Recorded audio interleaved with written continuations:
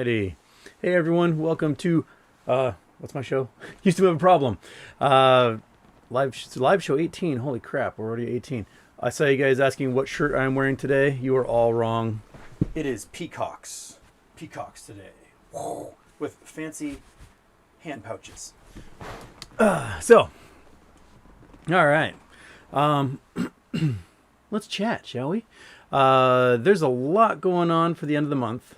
We've got the 30th is going to be there's like a stress test for all the banks where they have to reveal all of their assets, essentially their derivatives, their equity, everything they have, all of their margin, cash on hand, and apparently that triggered Goldman Sachs to like divest 25% of their equity on Monday, and that's why we saw a big old. And then the 31st is the government has to approve extending the debt ceiling. The debt ceiling was basically given a free-for-all during the pandemic, and 31st is when the debt ceiling needs to be approved to be sent up. And every time that comes around, someone pussyfoots and filibusters and keeps it from happening, which does not help anyone because the minute they don't approve the debt ceiling, the U.S. defaults on a boatload of interest and our credit rating collapses and the entire world economy will collapse with it. So they always end up passing it eventually, but it'll be at the last minute. Then the next day, the 1st, is when the foreclosure and evictions moratorium goes up. And there's something like 19 million homeowners who are facing foreclosure as of the 1st of August. Those numbers are ridiculous. We will be seeing probably a lot of sheriffs being called to evict people, and it's going to be nasty unless some sort of, unless there's another law gets passed to put a moratorium or help people pay rents or whatever is going to happen. You don't want 19 million foreclosures, and something like 1 in 3 renters are facing eviction as of the 1st of August. And that will just absolutely implode any real estate markets. The real estate market's going to be absolutely bonkers. So we have those to look forward to here at the end of the month. There's some other things happening. The T35 for AMC is this week, I believe, from when they had that big old boom at the beginning of June. So we might be seeing some weird buying pressure. We saw a big boost this morning and the kind of off. But the second week of August is the T35 for Metamaterial. And they just released the second half of June FTDs of Metamaterial. And June 30th, there was like 15 million FTDs. So they're all nuts. So we're I think end of this month and beginning of August should be some interesting things to look forward to. I mean, I'm not sure look forward to people being foreclosed, but news that will be triggering lots of stuff. So, yeah, that's kind of the news at the top of the hour for all of you. I got contacted by somebody who wants to remain anonymous, and they're working on a DD about big time bank squeeze that could be happening.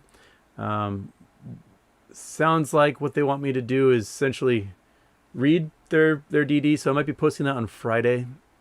Oh, speaking of bank squeeze, Merrill Lynch on Monday said to expect a 10 to 20% correction in the market. That caused a whole bunch of people to go into the bond market and buy a bunch of bonds, which caused the interest rates to drop and the prices to go up.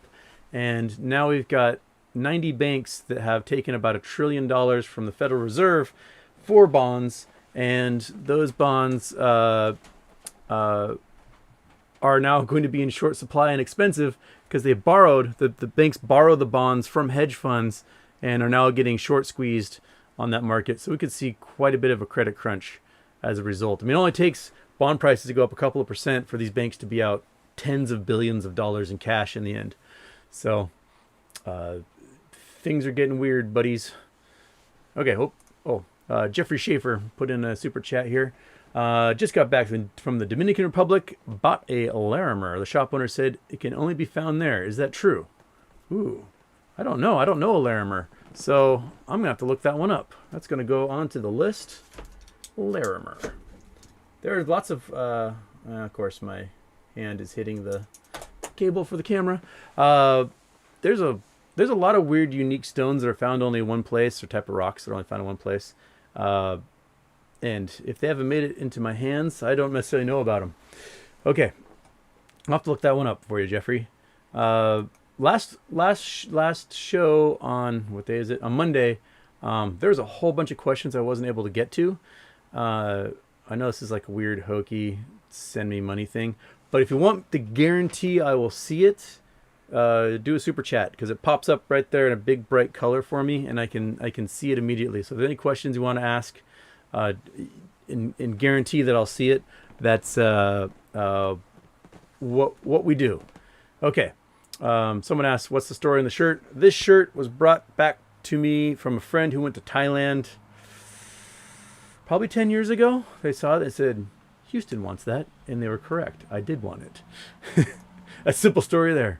Blue Hefner. Do you know Metamaterial short interest? You think it's smart for option to be expiring January 22 for Meta?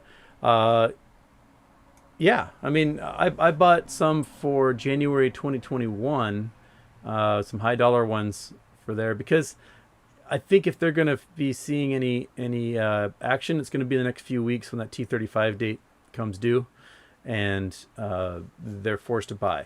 Right now, they seem to be doing a good job of bringing the price down, and I wouldn't doubt if we're seeing a lot of people that are paper handing and just kind of selling and getting rid of their shares. So there may be some covering going on, but as we know, shorts don't like to cover. They like to drive things to zero, and that's kind of what they like to do. Metamaterial is a poor thing to drive to zero because they've got a lot of cash, they have a lot of patents, they're about to have their own production facility kicking into gear, and then they have these licensing agreements with other semiconductor plants to print their nanomaterial. They have these printers that make a laminate that can go onto like glass, so you can make microscopic unseeable antennas on the glass. You can make you can print laminate that can block certain wavelengths of light, so they can block lasers, do all sorts of things. And they're going to be able to spool up all this laminate that's going to be used in all sorts of products in the future, probably for AR, VR, you name it. And then a lot of their material and tech is going to be licensed to other big manufacturers. So they're a company of the future, and they're going to be making bank from here on out. Okay. Thank you, Blue Hefner. Da-da-da. All right, let's see here. Bzzz asks, Houston, do you know the best place to sell a meteorite? I have 2 of them in a 9-pound and 10-pound monster. Holy smokes. I'm trying to get out the best platform to sell them. I know you're a rock genius. Best, if you're looking to like directly sell them, probably the Tucson Gem Show every February. I think it's in February every year. That's like the biggest marketplace for selling pretty much everything. Outside of that, I would contact an auction house, a big one, one of the big 3, Bonham's, Christie's, or Sotheby's, because 9 and 10-pound meteorites are worth a pretty penny, and if you can get them verified by a planetary scientist or someone, you can sell them for a good chunk of money. And because not only do private collectors want them, but museums want them, universities want them. There's budgets set aside specifically to purchase these things so they can be studied and analyzed and put on display. So I would recommend one of those big 3, because if they're not, it might be a year or 2 until they offer specifically an auction that will sell those types of stones. So if you've got time to wait, you might be put on a list, and your stone might be sold at a special auction in Abu Dhabi or something. So I would contact them, and they would also know, like, oh, hey, we aren't doing an auction anytime soon, but there's this collector who likes to buy them. We can put you in contact with him, and they might do some sort of commission on all that stuff. So it'd be a good way to contact them for that. But man, 9 and 10-pound meteorites. I would love to have something like that. Dr. Stonk, what natural occurrence will cause doomsday scares the next 50 years, if you had to guess? Oh, man. Okay. Top few. I would say next 50 years, there's a good chance we get a subduction zone earthquake along the northwest coast of the United States. Basically, it's the only subduction zone that hasn't had a major earthquake since 2004. Every other zone has had one. And that fault, that subduction zone, gets a major earthquake about once every 300 years, and the last one was January 28th, 1700. So that was 321 years ago. And that subduction zone is basically locked. It is not having small quakes along it, so what's happening is pressure is building, and the landmass on the Pacific coast is basically crinkling and rising as a result, and that's putting a lot of stress and a lot of potential energy into that quake. So when it does rip, it's probably going to be the entire length of the subduction zone, which means we're looking at an earthquake that will last 5 to 15 minutes at a 9.0 or larger. And depending on what time of year it happens, if it happens in the wintertime, not as much damage. If it happens in the summertime when you have hundreds of thousands of people at the beaches and there's not too much high ground to run to, you can see a lot of death and carnage along those small coastal towns. So, and you're looking at, in Seattle alone, probably 60 bridges go down, lots of building collapses. Portland, gnarly. Victoria, Canada, gnarly. Vancouver, Canada, be gnarly. That earthquake for hundreds of miles will, I've got to shut my door here, will cause lots and lots of damage over hundreds of miles of coastline, and inland probably 100 miles or more. Other big natural disasters, the 28-degree thermoclines. So 20 degrees Celsius thermoclines in the ocean water basically stretch out from the equator to the tropics of Cancer and Tropic of Capricorn. And that is the water temperature you need to generate hurricanes and cyclones. And that thermocline keeps pushing further and further north as the oceans are absorbing more and more heat as the planet's warming. And we can see more tropical cyclones push further north more often during the hurricane seasons, and they'll just be super powerful. Normally when they push north of the tropics or south of the tropics, we call them post-tropical cyclones, but they're really just hurricanes like anything else. But as those thermoclines go further and further north, we'll see probably more storms in the Eastern Pacific, like off the coast of Mexico, push further west and hit Hawaii and other island chains along there with increasing force. And you'll see a lot more come off the coast of Africa, like Cape Verde Islands, where it's like the hurricane generation zone. Those things move further west and they hit the Gulf Stream, and they'll be firing up into Europe a lot more often, I think. So we should expect to see a lot more tropical cyclones push really far north and hit Ireland and England with more frequency. What other ones would probably scare? The volcanoes are a lot harder to predict. And if a volcanic eruption happens, it might not necessarily be a cataclysmic one. It's the super volcanoes. They're the ones you have to watch out for. And those ones, their time scales are on hundreds of thousands or millions of years, so we don't really know when they might go kablooey. But the big ones to watch out for, like Long Valley, California, Yellowstone, the Vesuvius caldera that basically the entire city of Naples in Italy is in. There's Tambora in Indonesia. The one in Indonesia, Tambora, last erupted like 70,000 years ago, and they think that triggered an ice age that essentially separated Neanderthal and human like forked them, and then humans eventually went in and killed and or mated with all of them. And that's why some of us have Neanderthal DNA, up to like 2 or 3% Neanderthal DNA in us, because after that ice age, we started just nailing some Neanderthals. Yeah, those are some big ones. And beyond those natural disasters, we have to think about warming in general. That 30 years ago, oceans were rising like 1.2 millimeters a year. Now they're rising 3.3 millimeters a year. So we're seeing like a parabolic curve begin to gain as more and more land ice. It's like 100 and, I might get this wrong, I might have to look this up, but I think it's 128 cubic kilometers of land ice is permanently lost around the globe every year and goes into the ocean. So that's a lot. I mean, I want you to think 128 cubic kilometers in your mind, and imagine that's enough land ice to put what? To cover 128 times 1,000. You're looking at over 1 million square miles of surface with a foot of water. That's a lot. So, we got to think about the disasters that can occur from that. And if we're seeing the moon wobble interact with these higher oceans in the 2030s, and you're getting big floods along coastal areas like Miami and Norfolk, Virginia, especially the swings in tides will be greater, or I should say be more damaging in tropical areas, like warmer climates where the tide swings aren't as large as they were in the past. And they're built right at the surface of the water. They might see more coastal flooding than they ever thought they would.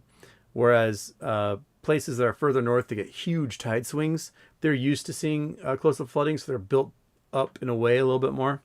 But if these sewage plants, nuclear power plants, solid waste facilities, chemical refineries, those things start getting flooded by the ocean during high tides, then we're probably going to be seeing a lot more nasty stuff. And that's the thing that is kind of like this plodding, inevitable doom. And it's not sort of a one-off as earthquakes or volcanoes or hurricanes would be. So, hope everyone's happy. Yay! Get to look forward to that hellscape. We'll all be dressed. I hope we actually dress like Mad Max in the future. Lots of leather and spikes. Let's do it. Okay. Mupulin. Do you know of any modern futuristic plans to depressurize tectonic plates? Do you think it's possible to stop earthquakes in the future? I don't know. What we've done instead is that we've caused earthquakes. Where we're doing fracking and we're injecting this hydraulic fluid and fracturing the earth to get the oil and natural gas out, we're actually causing earthquakes.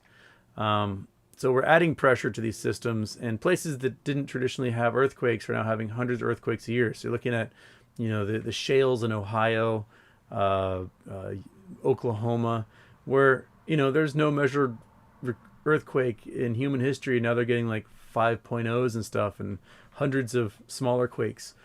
So I don't know if necessarily we can depressurize this stuff so much as add to the pressure. What's happening inside the earth is you got the molten ball of goo that is our core. And we need that molten ball of goo because without it, we don't have a magnetic field. And without a magnetic field, we are getting bombarded with galactic cosmic rays at all times and just shred our DNA. So we want that magnetic field to stop those highly charged particles from entering the atmosphere. Plus, it makes for really pretty aurora borealis and aurora australis in the south for us to look at.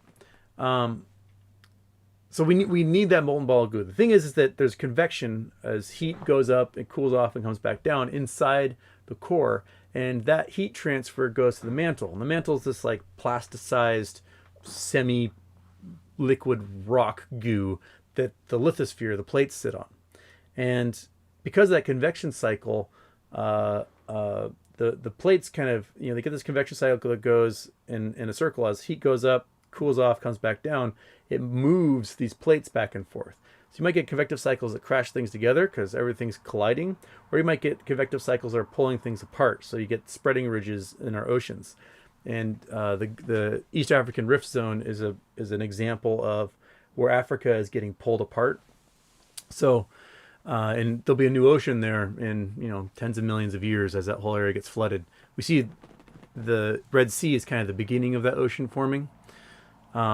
I don't know if there's a way to turn that off without freezing the core and killing everything on Earth. So no, I don't foresee us in the future being able to stop earthquakes. We kind of need them, and without having that plate tectonic action, we have no way of permanently sequestering hydrocarbons. That whole carbon cycle depends upon plate tectonics. That's why Venus is screwed, because they don't have any water vapor or condensed water, and they have no way of storing all that carbon in their atmosphere. Whereas here, traditionally, volcanoes fart out gases. They're farting them out. Plants eat some of it. Algae eat some of it. But most of it forms these particles in the upper atmosphere that allows water vapor to condense around them and make raindrops. And that carbon gets pulled back to Earth and then goes into the rivers and streams and goes into the ocean. And then that carbon is used to make coral, little sea creature shells. They eventually turn into limestones. And the tectonic plates pull that material deep down inside the Earth, and then eventually it superheats and gets farted out of a volcano again. So it takes about 30 to 100 million years for that carbon cycle to do a full loop. And what's happening now is that we are pumping out about 6% more carbon than the Earth can naturally sequester during the natural carbon cycle. And if you think about the carbon cycle, if the volcanoes fart out too much gas, the air warms, more clouds form, blocks out sunlight, more raindrop falls to the Earth and pulls the excess carbon out. If the volcanoes shut off and don't fart out as much gas, then we lose the carbon in our atmosphere and temperatures get a lot colder and the Earth gets covered in ice and ocean levels drop. And more sunlight makes it through, which causes the Earth to warm up and everything melts and the cycle begins all over again. So we need that tectonic action in order for us not to basically bake away to nothing. Because the volcanoes will keep farting, will keep emitting gas, burning gasoline and coal and all the other stuff. So we need tectonics. I don't Mupulan, I'm sorry. While it might help save cities from getting destroyed, it will destroy the entire Earth and cook us to nothing if we depressurize the tectonic plates, although I don't think we can. I hope I answered that enough. I figured out what went wrong with my Google Earth, and so I can do another India subcontinent try at it later for you guys, if if everyone wants that, if everyone's still paying attention right now. Okay. This is from wait, sorry. That shirt store. Oh man, I'm already so far behind on this on this thing. Okay. Chandler, Houston, have you checked out the Ghost Town mining channel yet? Brent at Cerro Cordo. I think those are the guys. They go to old claims like in Nevada and stuff, and they walk around them. I've seen some of their videos. They do make a point not to tell people where they are oftentimes, because they don't want people to go in and destroy the landscape and steal things, which I totally understand. But at the same time, also, like, I want people to be able to experience that stuff as well and know where to go. So yeah, I do like their videos. They have cool drone shots, and they go inside the mines. I do not recommend going inside mines without first learning about mines. Leave that to the professionals with the right equipment, the spelunking gear, the helmets, the lights. Those things are incredibly dangerous and will kill you so easily. So don't go into mines. Just don't do it. Okay. Andrew Stewart, astrophysics question. Will the human race be able to leave our solar system, and where will we go if we do? I think human beings will be able to leave the solar system. I think once we get to a point where we are starting to exploit our own solar system, we're going to want to travel back and forth faster and faster between locations because it's safer, healthier, more efficient. I wouldn't doubt if when we start mining moon material and getting helium-3, which is an incredibly energetic material once you fuse it, that we will start either privately or through public space programs, basically doing speed tests and seeing what type of engines and thrust we can create in space that can get us from one place to another fast. So I wouldn't doubt we'll see that eventually. We'll probably use ships that accelerate at 1G, so in that 9.8 meters per second squared. And that way we won't need to generate artificial gravity or things that are science fiction, fantasy, impossibilities. But as long as you keep accelerating at that point, after a few days, you're going the speed of light or close to it. And then it becomes, within the lifetime of the folks on that ship, you can reach pretty much anywhere in the galaxy because of time dilation. So we would probably head to nearby star systems first, like Alpha or Beta Centauri, which are really close. I think Alpha is a G-class star like our own. I don't know if we've seen any planets around it yet, though. It's pretty close. So we should, if the James Webb Telescope gets up there, we might be able to actually visually resolve planets. But the James Webb Telescope was supposed to go up 19 years ago and is still getting tinkered with. So who knows when it's going to finally get launched.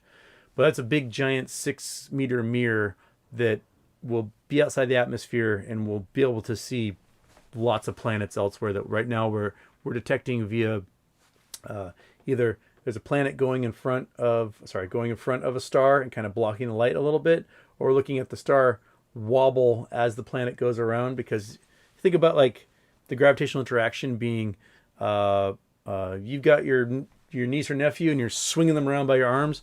You don't quite stay in one spot when you do that, and the star wobbles a little bit as the planets go around, so we can measure it that way.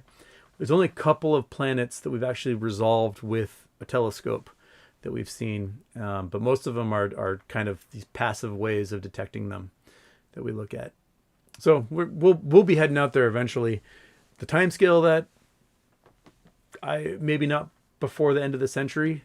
We may have to exploit a lot more resources locally before we can think about moving beyond that. Josh, Pet Pals, Tennessee. Sorry, I missed your birthday. I think probably great. DG, I think mean DD. I really appreciate all the effort putting into the shows. Oh, thank you, Josh. It's my pleasure. I love the eclectic questions and conversations that I can, have at you. There's the world's so interesting, and there's so much cool stuff to read about and bone up on that. We can talk about stocks, we can talk about science, we can talk about history. Let's just talk about it all, because everything gets connected eventually. And the more of those connections you can make, the more tangents you go on, the more it kind of all comes together in the end, and you can see these systems, like you step back and like see the systems as a whole. So, yeah. All right. Cancel Bubble asks, what do you think is the best selling strategy during the MOASS? I'm a XXX holder of GME and XXX holder of AMC. How long do you think the MOASS will last? This is something that I do think about a bit, because you lie awake at night and you go, and you plot and plan. The way I see it is, how I'm going to do it is, I've got a price that will allow me to retire in comfort. And when the stock initially hits a share where if I were to magically sell all of my shares, I'd be rich and happy, I'm going to sell one. And then I'm going to set the price for the next share at 50% more than that, because that's what I have to do with Fidelity and other brokerages I have my shares in. So they don't allow me to set it for more than 50% the market price. I'll sell number 2 for 50% more of that. I'll sell number 3 for 50% more of that. I'll sell number 4 for 50% more of that. After a few cycles, it could possibly be in the millions of dollars a share. And if I feel like the volume has reached a point where the trading computers are going to shut off in not too long, I may dump the rest of them. Regardless, what that allows me to do is make all the money I'll ever need and be comfortable. I may be lucky and sell something at the absolute peak, but you can't count on that, because only one person sells at the absolute peak. No one else does. And that's just the way it rolls. I do think it will take days or weeks to resolve all of this, especially if they don't turn off the circuit breakers. They probably will at some point be like, just let it ride. But if the circuit breakers are going every couple of minutes, then we're gonna have lots of halts in trading. Everyone's gonna like spool back up, and then trading computer's gonna halt everything, and it could take quite a while for that to get through. So that's kind of my selling strategy. I'm not counting on selling on selling the majority of my shares on the way down, like a lot of people talk about, because there's going to be peaks and valleys in there. We aren't going to know which one's the way down before we hit the absolute peak. And the final way down is basically zero buying pressure, because once the trading computers have all the shares they need, they will stop buying entirely. And that curve is just going to drop like a rock. And that's how I picture it. I might be wrong in that, but I'm not going to sacrifice, not being able to retire because I got too greedy. And that's my own personal way of looking at it. I think the prices will be so bonkers that people will be like, well, I might as well sell one right now. And we will start to see a movement like that. But, I mean, we got people now that think, $100 for AMC is more than enough. And if you've got, 10,000 shares, yeah, you're a millionaire at that point. So there are people that are cool with that, and they sold. I don't have that many shares, so I've got to hold out for a lot longer to be able to get to that millionaire status. Okay.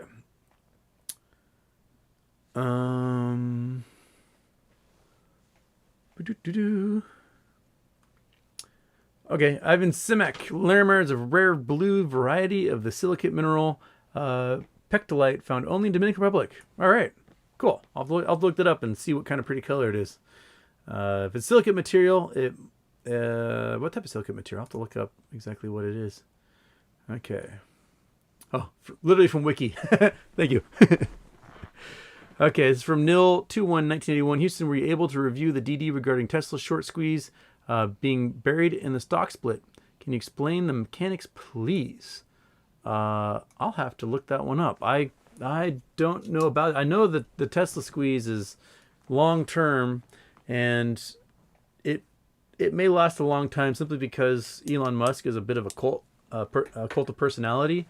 So there's a lot of people that fanboy around him, and that is probably what's keeping Tesla at very, very, very high prices. It is overvalued, like a lot of stocks. It's overvalued. The Tesla's the most valuable car company in the world, and they're like 40th in actual production and sales. So there's no fundamental reason that Tesla should be as expensive as it is. But I think the combination of it got shorted like crazy, combined with the fact that Elon Musk is a cult of personality that essentially has minions all over the world that just hang on his every word, are what keeps the Tesla prices where they are. And there's big institutional investors that would be absolutely ruined if the Tesla price dropped significantly. So there's a lot of pressure to keep that pumped up. I'll have to look in the short squeeze related to a stock split for you, Neil. So I don't have info on that right away. Luis Rodriguez, what's your opinion on GME Meltdown and GME Meltdown DD subreddit?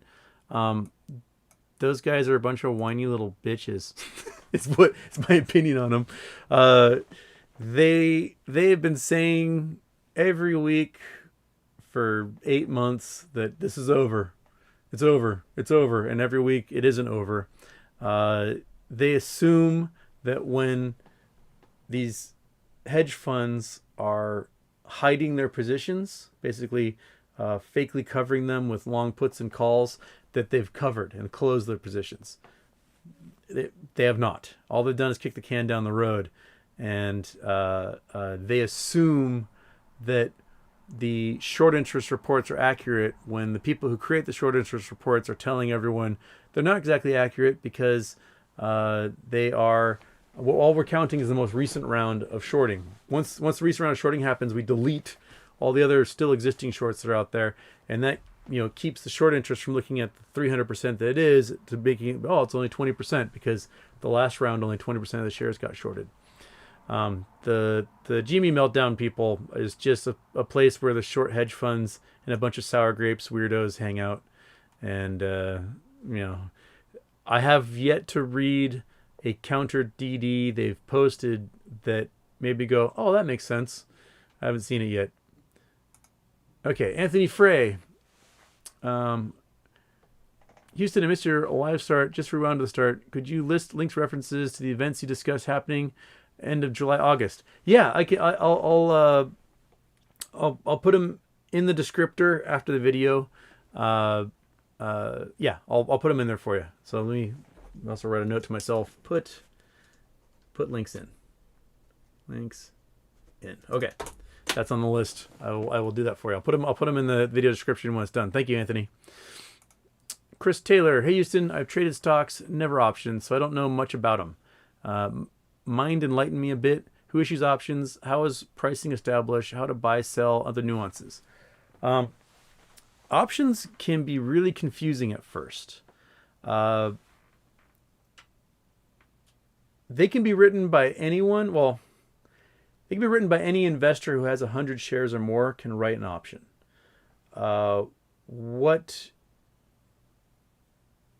If you're an options house or a market maker, you may write options for shares that do not exist. That is a special power that they have, and that power gets abused like crazy, which is kind of why we're in this mess we're in. That they've made a whole bunch of options thinking the prices will never reach these levels a long time ago, and the prices reach these levels, and now they're desperately trying to find shares and generating synthetic fakes. They're filling everything up. Now, the idea with options is you're either betting the stock price is going to go up or you're betting the stock price is going to go down. And if you're betting a stock price is going to go up, you will buy options at a price higher than the shares are currently trading. And if you're lucky, you get that for a teeny tiny amount. And if you're also lucky, the stock gets super volatile and rises really quickly, and the value of that option increases incredibly along with it. You can look it up on like Wikipedia, but there's like an equation that the options market uses that involves the volatility of the price, the expiration date of the shares, and they do this little mathematical equation, and it generates a price that you can sell or buy at. It's kind of like an automatically generated price. So if a stock drops really quickly, the price in the options shrink really fast. And if it's slow and steady on the way up, it'll grow slow and steady. So that volatility makes a big deal. Now, what you're doing when you buy an option is you're purchasing the right to get those shares at that price. Now, what makes those shares valuable is if the price of the options go past your target price. So let's say you buy options at Metamaterial for $6, right? So you have 100. You have the opportunity to buy 100 shares of Metamaterial at $6. What you want is that price to go above $6, because you paid, I don't know, 20 cents a share for those 100 shares. So $20 is what you spent on that option. And you want the price to go above the $6 so you don't lose that $20 you spent. And the higher it goes, the more equity you gain inside the option. So if it goes to $7, you just made essentially $80 on those options. If it goes to $8, you made $180. It goes to $9, $280, and so on. So the higher and higher and higher it goes, the more and more money you make. Now, if you get a $10 increase on the share price above your strike price, you made $1,000, because 10 times 100 is $1,000. So these can be kind of lotto tickets. The folks that last May bought things like $40 options in GME, May of last year, bought $40 options in GME. These option writers never thought in a million years that a stock that was trading at $2.57 would make it to $40. And if those people with the options exercise them at $340 or whatever, they're making 30 grand per option. So they're making a lot of money. So there's basically an infinite potential because theoretically that price can go to infinity. So if you're sitting on those options, the opportunity goes up, up, up, up, up, up, up, up. Now, if you're buying a put, you're betting that the price is going to go down. And to buy a put, you are guaranteeing to sell 100 shares of that stock at that put price. So if you think Metamaterial is going to go down, you would sell, let's say, at $2 or something. And that way, if the price goes below $2, you can still guarantee that you're going to get more money out of it than the current price is if it's below $2. And for every dollar it goes below that, you make $100. So if you make a put at $2 for Metamaterial and it drops to zero, you made $200 profit. Thing is, it can't go below zero, so you're limited in how much profit you can make. The HYG puts that everyone's been eyeballing because they're a good indicator that the market's going to go boom if they drop, or the market is going boom when they drop. You buy, because there's not much volatility in the price, the puts and calls are really cheap, and if you buy the puts the week of, and you can get 100 of them for $100. If the price goes from $87 down to zero, you just made $870,000. That's kind of how that works. I hope I didn't get too confusing on that, and that's a comfortable way of you beginning your exploration into options trading. You will make money on options if you're playing with volatile stocks. You can also lose a buttload of money if you're playing with volatile stocks. So you really need to be doing your research, and never, ever, ever, ever, ever invest more than you can afford to invest, or more than you can afford to lose. Don't ever do that. It's not financial advice, but it's good advice. You're gambling every single time you play with options. I in June, in like March, I bought $15 calls for AMC when AMC was trading at like $13 for like 67 cents a share. So I paid $67 for those options. And when it went above $15, I was like, oh, sweet. I made some money, and then it shot up a bit more. And those options I paid $67 for were worth $1,200. And I was like, oh, well, I might as well sell them because I need gas money and whatever. And I sold them. The next day, those exact options were worth over $7,000. I made my profit, but at the same time, that's a new engine for the truck. So you can miss out. You can miss the boat. You can sell too early, paper hand it. That happens to all of us.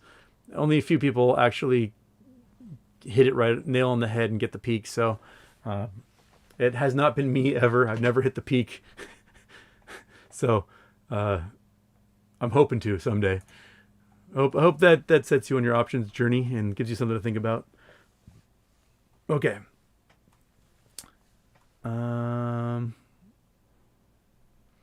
Hoshi Gaming, how high do I think Metamaterial can go? So you would throw any cash you have left over after GME into it. I think if Metamaterial sees a pop, it'll probably be in those first couple of weeks of August.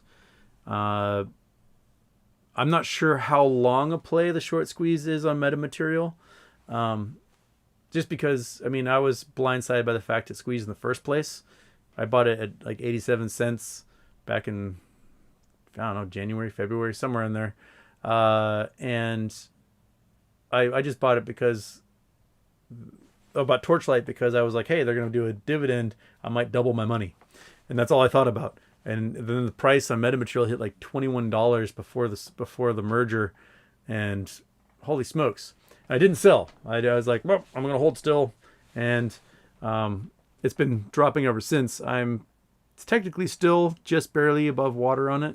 But I think when that T35 date comes around from how many shares have been naked shorted leading up to the merger on the 28th, we should see quite a bit of buy pressure happen all of a sudden. Right now, the volume is teeny tiny. And I do think that there's a lot of failure to deliveries on the preferred shares of stock for those that had Torchlight. And that would lead to recalls needing to happen by brokerages and investment funds that didn't get their preferred shares. So I think we'll see some big pop. How high it can go in the end, I mean, I think it can go higher than it did right before the merger when it was at like $21 a share. So I look forward to that is what I'd go for. Armageddon DDP. What are your thoughts on Hollow Earth theory? There's no such thing. No Hollow Earth. It is very, very, very, very dense down there and really hot. We're talking thousands and thousands of degrees of really dense molten metal. That's like 15 grams per cubic centimeter. So we're looking at, close to the density of gold itself and lead. Very dense, not hollow. If you go down there, you'll be squished into, a pea-sized thing. So that's my thoughts on Hollow Earth theory. Okay.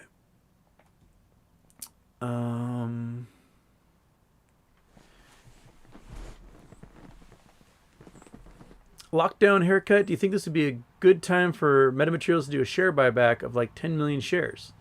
They've got the cash to do stuff like that, but I think they're using that cash right now to expand their production facilities. So construction costs are really, really expensive right now.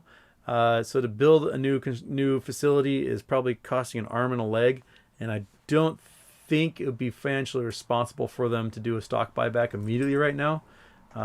They may have other cash available to do something like that, but if they did it, would probably cause a bunch of buy pressure and raise the price quite a bit. But I think they like having money in their account to do the work they need to do to make their company go. So, that kind of stock buyback, I think, should be reserved for companies that might face being delisted, like what GameStop did when they bought 30 million shares back around, what was it, 2017 or something. That was to basically keep themselves from being delisted and to create some scarcity to their shares. Okay. Armando Antunes, Nikola Tesla or Thomas Edison? Nikola Tesla all the way, baby. Thomas Edison was a jerk. I don't like supporting jerks. Okay. All right.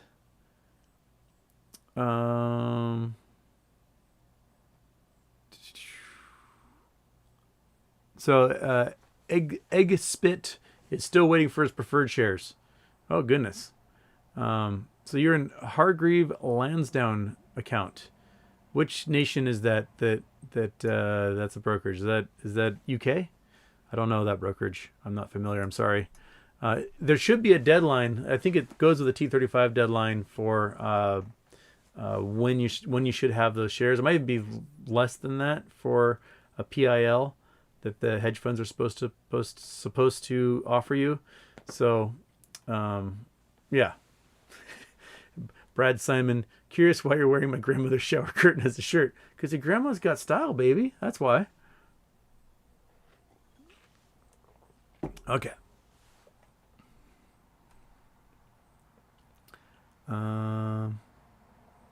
Which day this week is AMC's T35? I don't know the exact day. I think it's sometime this week. Somebody tweeted about it earlier, and the date did not stick in my head. I would just go to Twitter and just type in the search box AMC T+35 and see what pops up. It'll pop up there somewhere. Okay. All right. So Hoshi Gaming's asking question: if a split happens in GME, wouldn't that help the shorts, or do nakeds also get split? Who would enforce that since they are naked? Thanks for the show. Everything gets split. So if there's a synthetic share out there, it becomes 2 synthetic shares.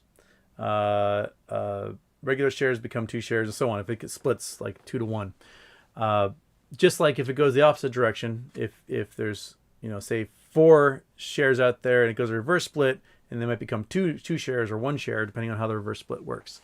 So the obligations, the ratio of the obligations remain the same. It's like doing math of fractions. 2 over 4 is the same as 1 over 2. The ratios remain the same. The difference is that the price comes down the stock if you do a split like that, which can allow more retail investors to jump in and make more buy pressure. So that's kind of what people are thinking about with if GameStop did a stock split, is it would reduce the entry price for a lot of people, and it would allow them to jump in and push the overall price and the market cap of the company up as a whole. So that's kind of the idea behind it. Whether it's going to happen, I don't know. A lot of people are saying that picture of Ryan Cohen with the chopsticks up his nose has to do with splitting. Better people are interpreting that than me. I can't. I'm so bad with seeing little clues like that. I'm the worst person in the world to try to explain. I did this. I did a flight. It was nonstop from London to Vancouver, Canada, like 12 hours or whatever. And you have those little games on the little computer screen in the back of the seats. I dominated the trivia. So out of the 350 people on the plane, I had like the 20 highest scores. I crushed them. Then there's this little game where like you've got to find, it's a cluttered room in someone's garage. You have to find a wrench and a kitty cat and a baby carriage. I couldn't find any of that crap. And the little old guy next to me was like, "You missed that one. There it is right there." And he could see them all. And my brain just did not. I don't know. Camouflage works on me, I think. I'm like, how's that person walking around without legs? I don't know. So those images, when Ryan Cohen does those coded messages, other people, I have to depend on other people to decipher them for me. Jone de Jesus. Houston, do you believe that life on Earth came from Mars and that humankind basically migrates back and forth from Earth to Mars and vice versa? Not necessarily. We are the predominant theory behind where life came from scientifically is being explored through what they call it? Is it the Jacobson? I can't remember the name of the experiment. That amino acids form. And amino acids are kind of like the basic little building blocks that allow cells to be built and DNA and things like that. And we can actually look out in space at these big giant clouds of gas that are deep in space, and we can see that there's amino acids in these clouds. So they're naturally created. And that building block basically comes from hydrocarbons. So we are full of hydrocarbons. We are a carbon-based species. All the organic molecules that are formed are based on these hydrocarbon chains. And that there are probabilities as to how these chains can form over time, and they're playing on the odds of infinite combination of these chains forming, and eventually one of them being the right combination for life to form, whether that's a bacteria, amoeba, whatever. And the recipe you need is the carbon, water, nitrogen, light, and electricity, lightning strikes, whatever, to put that spark into these things. So there's a Miller-Urey experiment.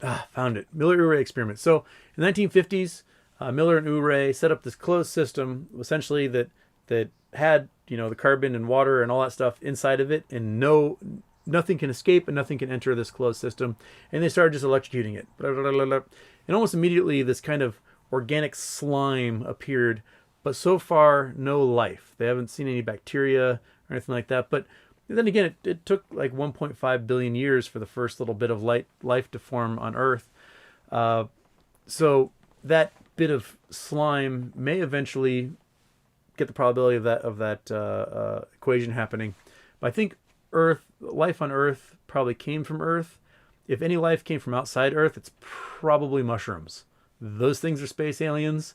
Their DNA doesn't really make sense to us. We can't figure out where they are connected evolutionarily to the other kingdoms of life. You got your animal, plant, bacteria, the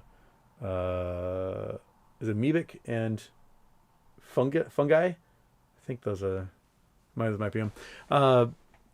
So been a while since that biology class. So the fungus is weird, and I think it's possible for spores to travel through space and avoid galactic cosmic rays and maybe make it to here. So I always call mushrooms space aliens because I can't explain them otherwise, and I don't think anyone else really can either. So I don't think we came from Mars, but I do think Mars had the ability to have life form on it back when it was a young buck and still farting out volcano gases and had a thick atmosphere and was warm and had oceans. But once the core froze solid on Mars, volcanic activity shut off a couple of billion years ago. The atmosphere started getting stripped by solar winds, and anything that lived on Mars didn't stand a chance after that. It was toast. Okay.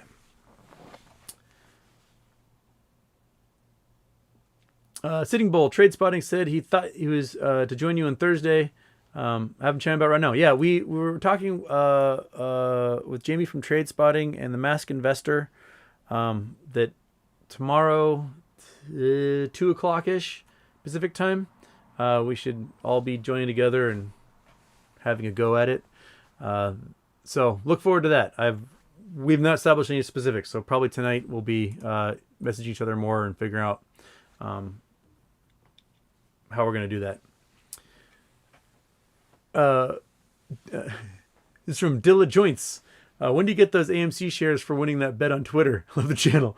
I seriously doubt that guy will ever respond again. For those who don't know, the dude bet me all of his AMC holdings that I couldn't prove that scientists had isolated the COVID virus, like the SARS-CoV-2 virus that causes COVID-19. And I provided him with, I don't know, like 50 references showing that scientists had done it. And he said, that's not good enough. I want to see it under a microscope. So I showed him how they did it under a microscope. And then he's like, that's not what I meant. I wanted you to use Koch's postulate to do it. Well, for those who don't know Koch's postulate essentially is this, is if you want to prove a bacteria is causing a disease, you have to take the bacteria out of the sick person. You have to grow it in a culture and then be able to take that and put it into another person and make them sick. That's essentially the background behind Koch's postulate. The thing is that Koch's postulate works for bacteria and is not for viruses. Bacteria are creatures. They eat, they shit, they fornicate. Viruses don't do that. Viruses are just strands of RNA instructions, and they're more like a batch file for a computer. They can attach themselves to something and make things happen, but they can't do it on their own. So you're not going to be able to create a culture of viruses the same way that are like eating pudding and hanging out and just splitting and making more. Because for them to do those things, they have to attach to like cells and then reprogram the cells to do their bidding. So Koch's postulate doesn't work on that, and it's kind of like asking or saying like cars don't exist because no one's ever driven one from Washington D.C. to Los Angeles on wood pulp. That doesn't make any sense. Those are two entirely different things. They don't work with each other. So Dilla, I doubt I will ever see the AMC shares from that gentleman who lost that bet. I will out-science you. Mupulin. Have you ever taken mushroom psychedelics? If so, what was your experience like? I have not. I am a square. I'm a total square. I've never had a glass of alcohol, never smoked a cigarette, never done a drug of any kind. And that's personal choice on my level. I'm not an asshole about it if other people want to do it. But in my family, there's a big family history of a problem of substance abuse. And when I was younger, I witnessed some relatives go through some gnarly things and put my family in some tough spaces as a result of those addictions. And so I said, you know what? I'm not going to chance it. I know that, grandparents, aunts, uncles, siblings, cousins, a lot of them have dealt with these addiction issues. And I know that genetically I probably have that in me. And so I just kind of stay away from all of it. Who knows? Maybe on my deathbed I'll just do a bunch of lines or something for the hell of it. But right now, I'm a pretty happy dude, and I don't feel the need to augment my reality in that way. So no, I have not tripped on mushrooms out in the desert or anything. Although I know a lot of people who have and have really enjoyed it. So I just live vicariously through them. That's where I am as Chief Square. All right. You know what I should do?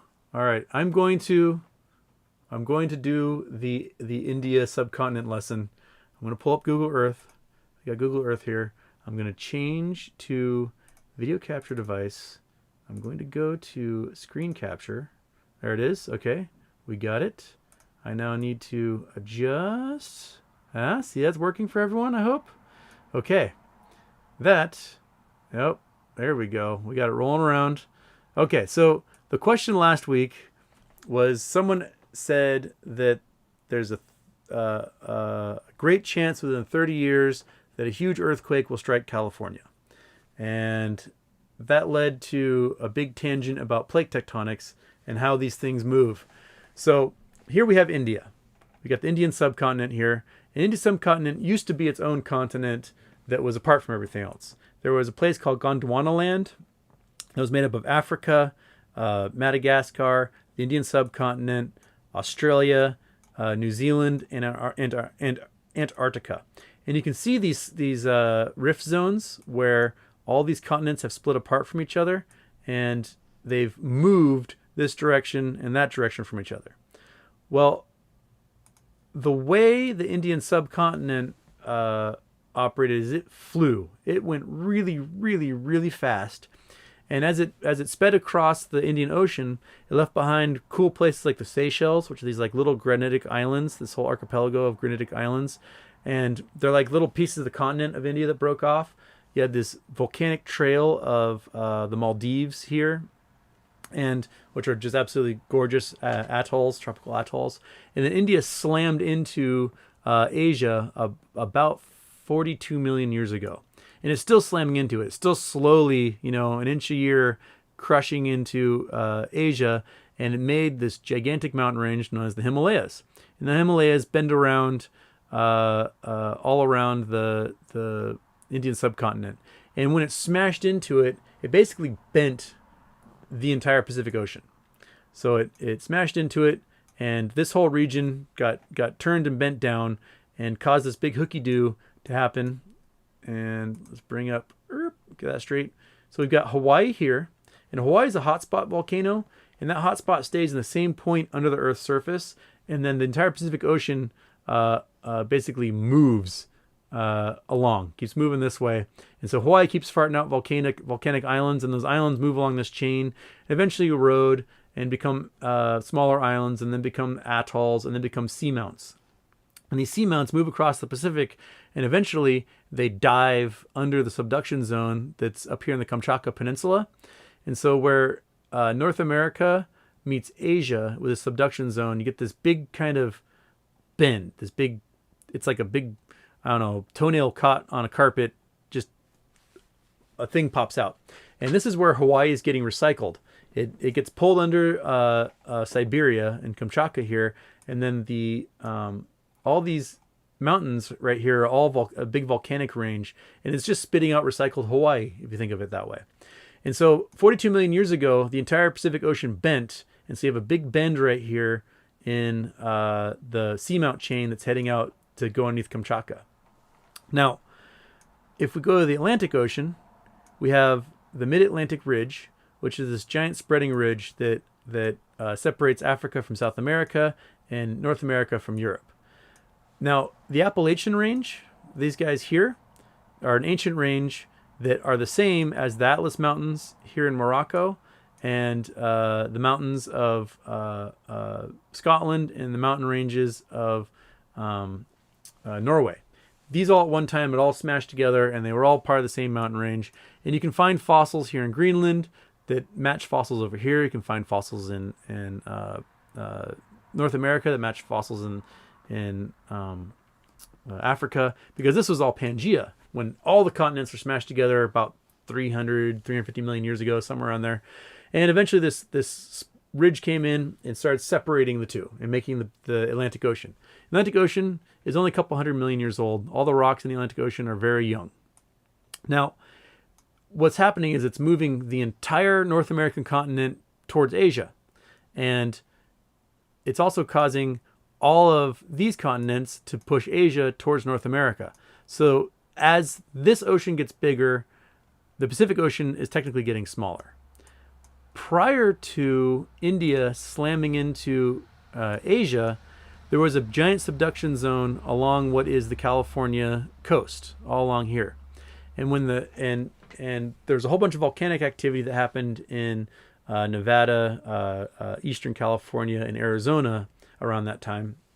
Then India slammed into Asia, bent the Pacific, and turned this subduction zone into the San Andreas Fault, which is sliding back and forth with each other. So if we zoom in, we can see that the San Andreas Fault goes from essentially Baja California up through Southern California and out San Francisco Bay and gone. And this part is trying to move north, and this part is trying to move south. And they're sliding against each other. Now, it's constantly sliding at all times at microns that we can't really see, but every once in a while it gets stuck, and you get a big jolt from the San Andreas, or from, as this fault moves through here, you can get sort of cracks in the rock that go kind of perpendicular to this. And you can see similar cracks in the ocean that will go perpendicular. So we have these spreading ridges here. We've got lots of faults that will go perpendicular to these spreading ridges. We can have similar things that kind of go unseen with these zones here. And that's where the big earthquakes come from in California. Now, these earthquakes can't generate 9.0s or anything like that. They can generate stuffs in the 7s, maybe low 8s. But that's enough for a really highly populated area like the San Francisco Bay area or the Los Angeles area to experience a lot of damage. And so that's why they say the odds for a big quake is in X number of years, because there's a regular pattern to how these plates move and how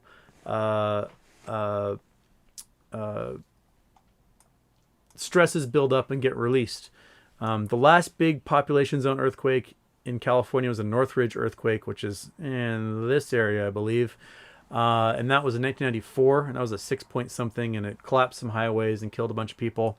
There have been out in the Mojave, some in the 7s range, and some in Northern California in less populated areas in that 7 range. But it's the ones in these populated zones like the Bay Area and in the Los Angeles metro area that people are most worried about. You get an earthquake that's 7.0, you're looking at 30 seconds of an earthquake that's pretty close to the surface. It's going to do a lot of damage. It's going to wipe out a lot of infrastructure. And up here in the Pacific Northwest, I talked earlier about the spreading ridge happening, and it's moving this tiny little oceanic plate, the Juan de Fuca plate, which is an ancient oceanic plate, under the Northwest, under Vancouver Island, under Washington, under Oregon, and under Northern California. And this can generate an earthquake of 9.0 or greater. And all the material that's being pushed down under the subduction zone here is getting recycled by the Cascade volcanoes and coming out as gas and magma and everything else from that. Just like Hawaii is getting recycled up here in the Kamchatka Peninsula. So the same things are happening. This earthquake last happened January 28th, 1700. And we know that for two reasons. One is January 28th, 1700, a gigantic tsunami, gotta get my north-south here. A gigantic tsunami smacked into Japan, and they called it a ghost tsunami because there's no earthquake that happened over here. And they don't know why a huge tsunami smacked into everybody, but it's recorded. We go back in time, back across the Pacific to the northwest. All the tribes along here have oral history of similar earthquakes, or similar tsunamis and earthquakes. And then you go into this place called Copalis. Copalis is, I believe, it's just north of, I think Copalis is in here, in this area in Washington. And there is an area where there's an ancient dead forest along the coast here, where we find old petrified trees along the rivers and stuff. And these petrified trees all died on the same date. We can use radiometric carbon dating to date when they died, January of 1700. And that's because this whole region dropped below the ocean, and the ocean rushed in and just inundated all that land with salt water and killed off the trees. And since then, the pressure's been building, and this coast is getting built up higher and higher and higher as more pressure builds for that subduction zone, which is off the coast here. And this land gets higher and higher by about 30 feet over 300 years. And then when the earthquake happens, it will drop once again, get inundated with the sea. And places like Ocean Shores, Westport, Aberdeen, Long Beach, all the way down to, Crescent City in California, those places get wiped out, and you won't be living. People won't be living there. They'll be dead there. That's what's going to happen. All right. Hope everyone saw that this time. I'm now going to open back up the camera and read your comments about how none of you saw it. I gotta adjust myself, and there we go. I'm back in there. Cool. Open up my live stream thing, and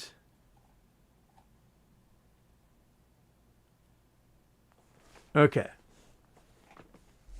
All right, so it looks like, okay, I'm not seeing complaints that no one didn't see anything. Woo! So lucky. Thank you.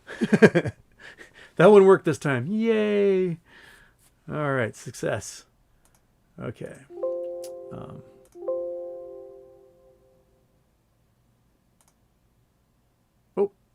Why did my... Sorry, one sec. I need to go back to video.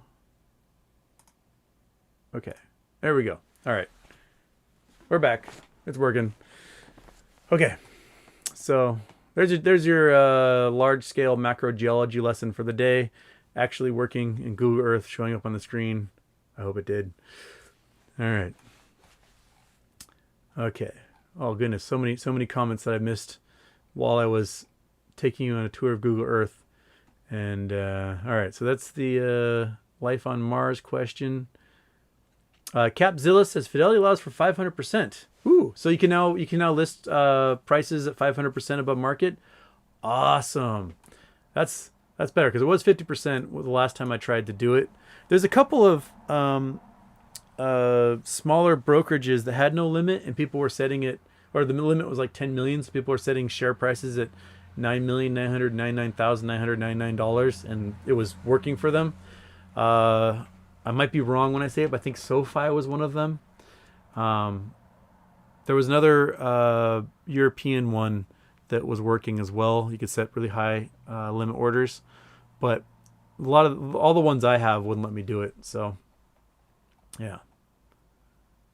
Okay, Matthew Callahan. Houston, what is the difference between the Vomit Comet and what the billionaires did on their spaceships? Okay, so the billionaires, Virgin Galactic and Blue Origin, what they did is they did a big parabolic arc. So they launched their rocket ships up. They hit this arc, and where they hit that peak, and for a few minutes while they're at that peak at the top of their trajectory, and right as they begin to fall, they experience microgravity and perceived weightlessness, and they're touching the bounds of the thinnest parts of our atmosphere at like 100 miles up or something. And they aren't yet quite in outer space, but they do be able to see the curve of the Earth and look at the horizon. And technically, they're astronauts, because anyone that gets to 100,000 feet or more, according to, I think it's actually might be international law, anyone that goes to 100,000 feet technically is an astronaut, because they will require life support outside the ship. And the difference between the apparatus they would need to survive at 100,000 feet and survive at outer space is basically the same. So all those guys that flew the SR-71s were basically astronauts. They flew at 100,000 feet at thousands of miles an hour up there.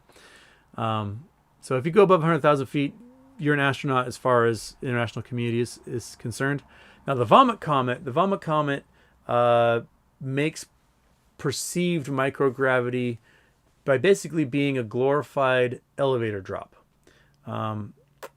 If any of you have been to like a Six Flags where they got the Superman ride, and it's this thing that goes like 100 miles an hour straight up, and then it stops and then falls back down, accelerates, you can put like a penny on your knee, and when you get to the peak, you can let it go, and the penny's going to fall with you as you go down, and And if you aren't looking at the outside, it looks like it's experiencing zero gravity relatively to you. The Vomit Comet takes this that you can put into a jetliner, and that jetliner goes up and does a huge parabolic arc and falls really fast. And so if you have no concept of the horizon, you essentially fall with the comet and you experience perceived weightlessness. When you are orbiting the Earth, the same thing is happening. The best way to think about orbiting the Earth is that you're constantly in free fall. So you got the curve of the Earth, and if you were to fire off a cannon, the cannon goes boom, and then eventually falls back on the surface. And you get a bigger cannon, it goes boom, and it fires away, it goes further. If you get a big enough theoretical cannon, you can fire off a projectile, boom, and it will fall around the Earth and keep falling around the Earth forever.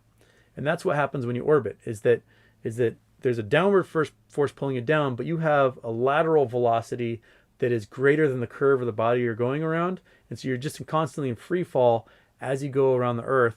And that's why you perceive a lack of gravity when you're on the International Space Station or in the space shuttle in orbit or a Soyuz capsule or whatever.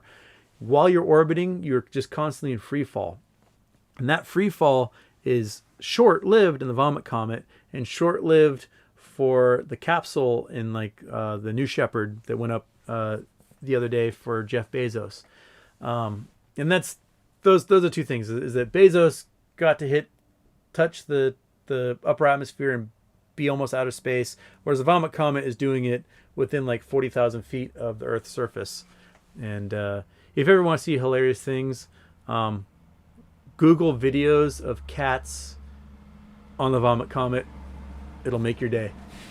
Because they're constantly trying to like find down, because that's what they do, and they just like become these perpetual motion machines just spinning forever.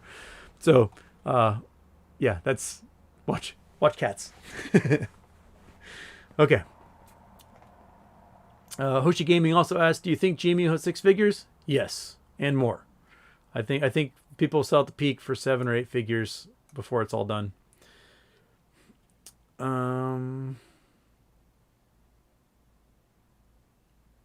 Justin Smith, do you think it's smart buying metamaterial call options due to the large short interest?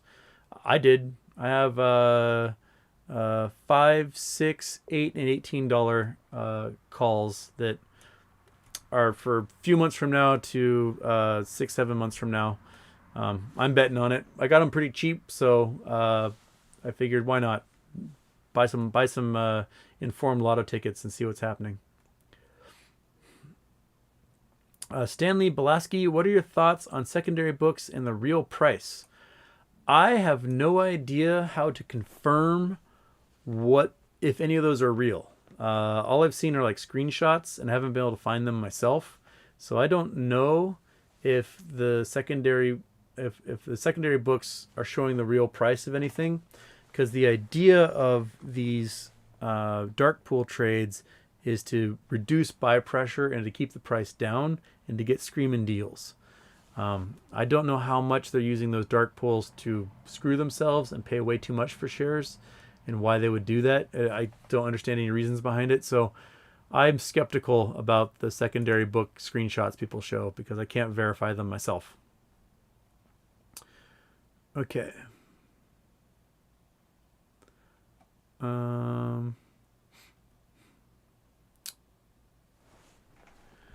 Okay. Oh, I missed some super chats here. I'm sorry. Oh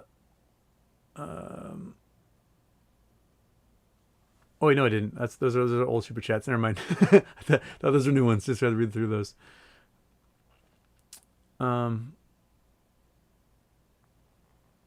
Peter Joy, AAA engines in West Hills, California, permanently closed. I wonder that's why they haven't responded to me. But they're a pretty big company that makes a lot of engines. I'll have to. They're in Chatsworth, is where AAA engines, my engine for the war rig, came from. That was a piece of garbage. If I don't hear from them soon, I'm gonna have to file a lawsuit, because, I mean, that engine cost me $10,000 to buy and get installed, and it didn't last 2 years and more than 15,000 miles, and it snapped a rod, and I have nothing to do with a rod snap and piston slap in those engines. So if AAA engines happens across this, do your job, replace my engine, and fix my truck. I need it for my job. Okay. I'll probably bitch more about them if this goes on longer. Okay.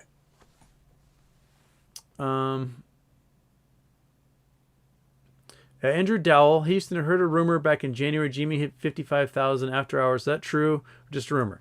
Jimmy did not hit 55,000. Someone sold a fractional share for the equivalent of over 5,000 during that peak in after hours when the main share price was at 480.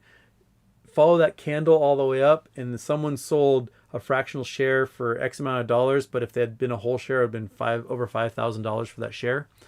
The 55,000 came from, there was a point in April where in the limit orders that were listed, the highest bid price was $176 and the lowest ask price was $55,000.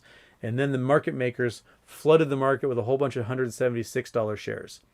And that, to me, is one of the biggest problems with market makers, is that they don't allow stocks to actually represent the supply and demand that they should, that they flood the market with a whole bunch of synthetics, and people end up buying those for a lot cheaper than the actual price people are offering it at.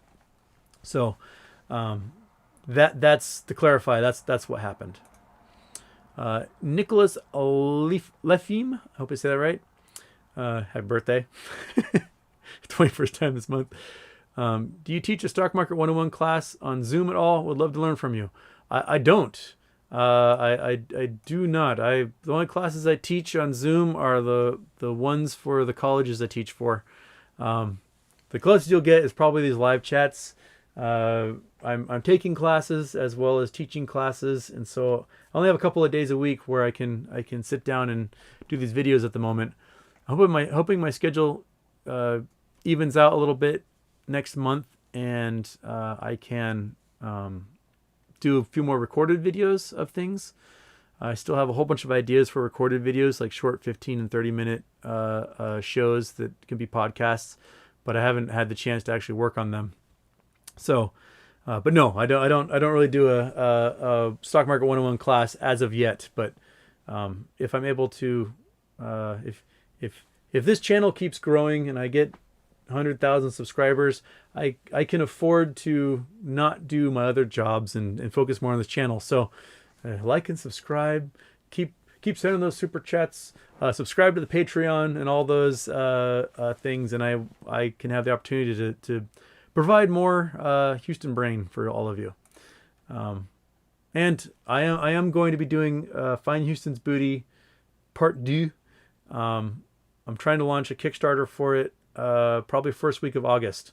So that will hopefully drive people to the channel eventually, and I can afford to spend more time working for the channel and doing that. So yeah, I'm trying to seize this opportunity of falling into this YouTube thing and seeing what I can make out of it. But right now I still have other obligations, other paychecks I gotta get going.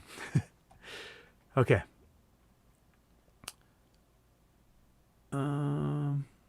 Searching for these questions. There's super chats I met. There's Dilla Joints. There's Mupulin. Nicholas. Okay, so. Oh. Wait, I think I did miss the Nicholas one here. Oh no, Nicholas just sent it twice. I'm sorry, Nicholas. I didn't get it the first time. I think I was doing my my geology lesson. But thank you for sending that super chat in twice. Sorry I didn't get it the first time. I'll see all the super chats eventually. I may get stuck on my tangents and then miss them for a while, but I'll scroll through and I'll find them for sure and talk about them when I have the chance. Okay.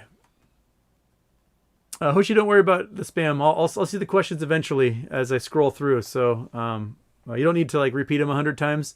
I'll get them eventually as I get through here. I'm just like 20 or 30 minutes behind. You guys are able to chat a lot faster than I'm able to explain my nerd stuff. So, okay.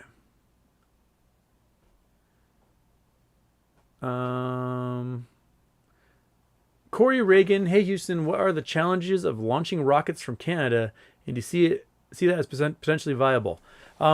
Okay, so without getting too far into the specifics of rocket science.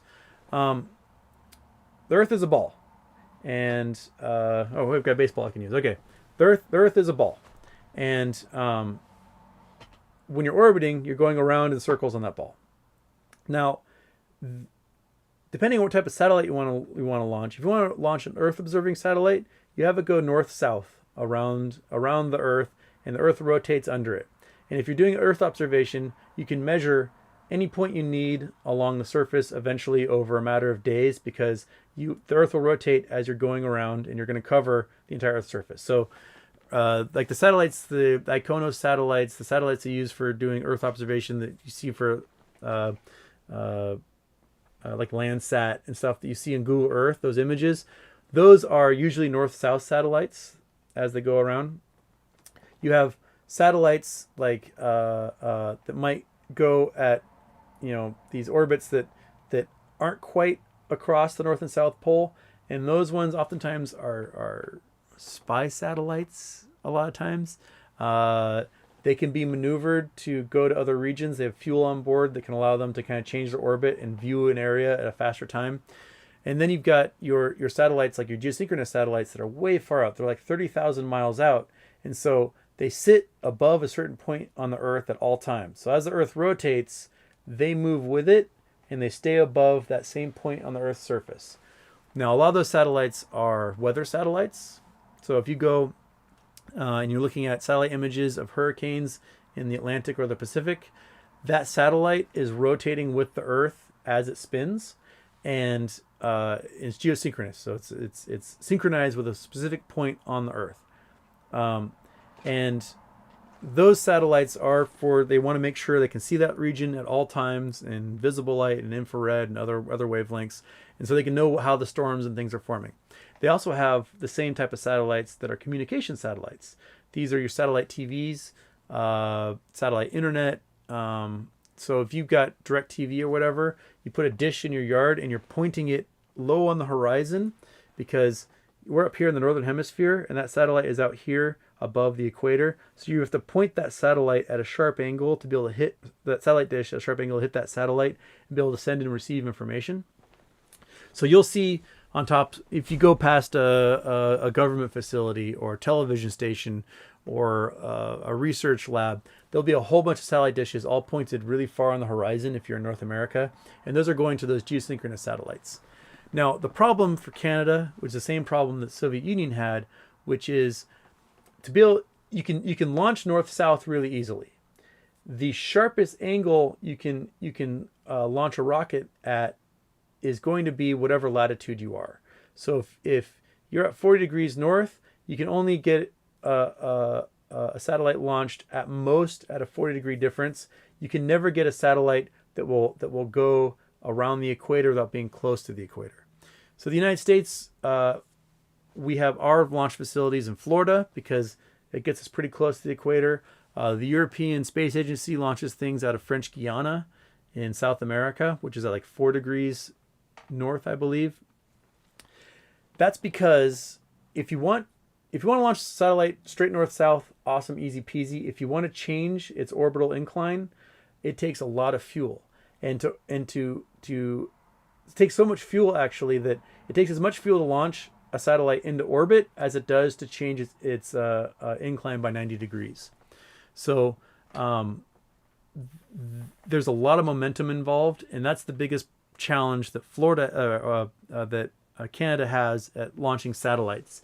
And so they usually have to subcontract, and a lot of satellites get launched out on these barges in the ocean that are around the equator, because it's cheaper to launch them on these barges than it is to spend the amount of fuel it would take to change their orbital position as a result. Hope that made sense. There's a lot of math involved in calculating that, and you'll see, like, holy smokes, just to change the orbit for something is so much work. You have to carry so much fuel, and the price of that mass is about $10,000 per kilogram right now. And Bezos and others are trying to bring that price down a whole bunch, but it still stands at about $10,000 per kilogram. So you have to make that weight count. Okay.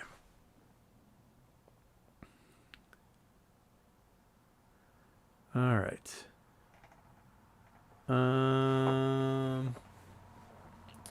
Hayden J, when are you going on Stonk Money again? I'll go whenever he wants me to.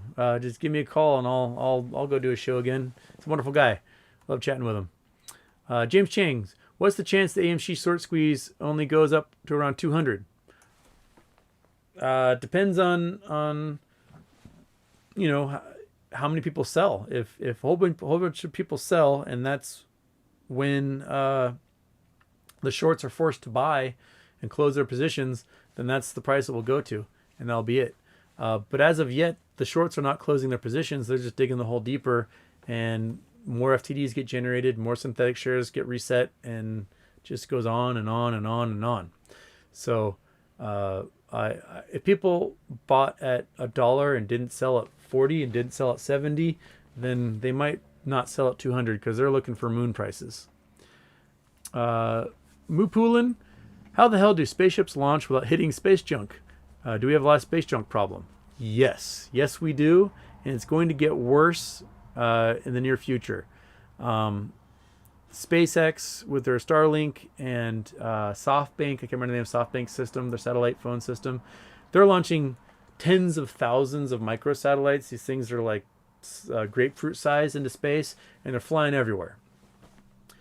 We also have issues where China keeps doing things, experimenting with weapons where they shoot satellites out of the sky and make a whole bunch of debris. There's this thing called Kessler syndrome, which was theorized, and the movie Gravity with Sandra Bullock was kind of based around this very real issue that we may be facing in space, which is a satellite gets destroyed. Two satellites collide and make hundreds of thousands of pieces of debris. We're talking like little nuts and bolts and grains of metal and things like that. These things are flying in all directions at 17,000 miles an hour as they fly around the planet. When things collide, they're at different orbital inclines, and they'll smash and spread this material out in all sorts of different directions. That material can then hit something else, causing it more debris. And that debris hits another thing, which causes more debris. And eventually, the Kessler syndrome is when all the satellites are smashing into other satellites with all their broken debris, and it becomes so much detritus orbiting at high rates of velocity that it essentially becomes impossible to launch anything else into space.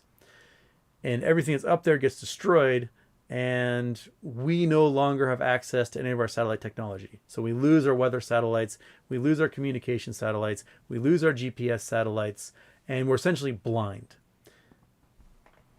That problem, the potential for that problem grows with every object we launch into space. Right now we've got tens of thousands of satellites up there and hundreds of thousands of pieces of debris, whether they're wrenches that an astronaut let go of, or debris from when the Chinese blew up a ship, or I think 3 instances now where satellites have collided and we've lost them.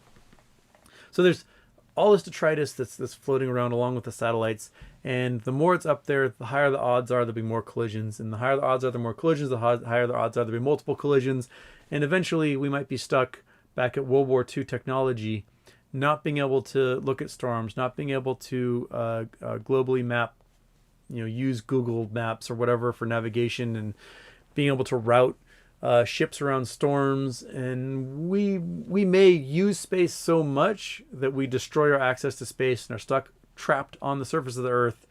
And anyone who's up in space at the time is trapped in space forever, because the odds of them being able to miss that material as they go back into the Earth's atmosphere is basically zero.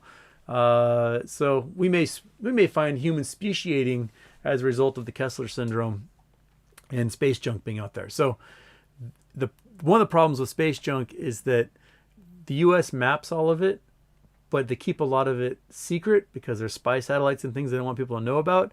And so there's not really any sharing of information that has to do with a lot of that material that's up there. And that's one of the things that if you do a space studies program or space engineering, you're going to learn a lot about that. Sheep ducking a cow. Buenas tardes, senor. Can you go over the South Sandwich Islands in your next geology spot? They're glorious from space, kind of creepy. Ooh, yeah, why not? We'll do South Sandwich Islands. I'm running out of space here. South Sandwich Islands. Okay, we'll talk about them. Yeah, those islands out in the Roaring Fifties, they're really gnarly. So yeah, we'll talk about that. Good, excellent. Thanks, Chief Duck and Cow. We'll talk about those weird islands out there. And there's also if you there's all sorts of cool islands. There's like Inaccessible Island. There's St. Helena where Napoleon got sent. And then you get down into like further down into the South Atlantic, and all these islands that go around Antarctica are just these gnarly ghosts that are just windy and cold and miserable and have all sorts of weird creatures on them. Yeah, so that's a good one. Excellent suggestion. South Sandwich Islands for the next one. Okay.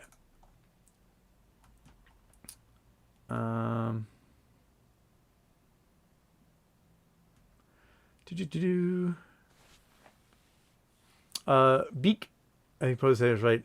Bikeson, are you familiar with the pole flipping scenario? If so, yes. How fast do the poles shift in place?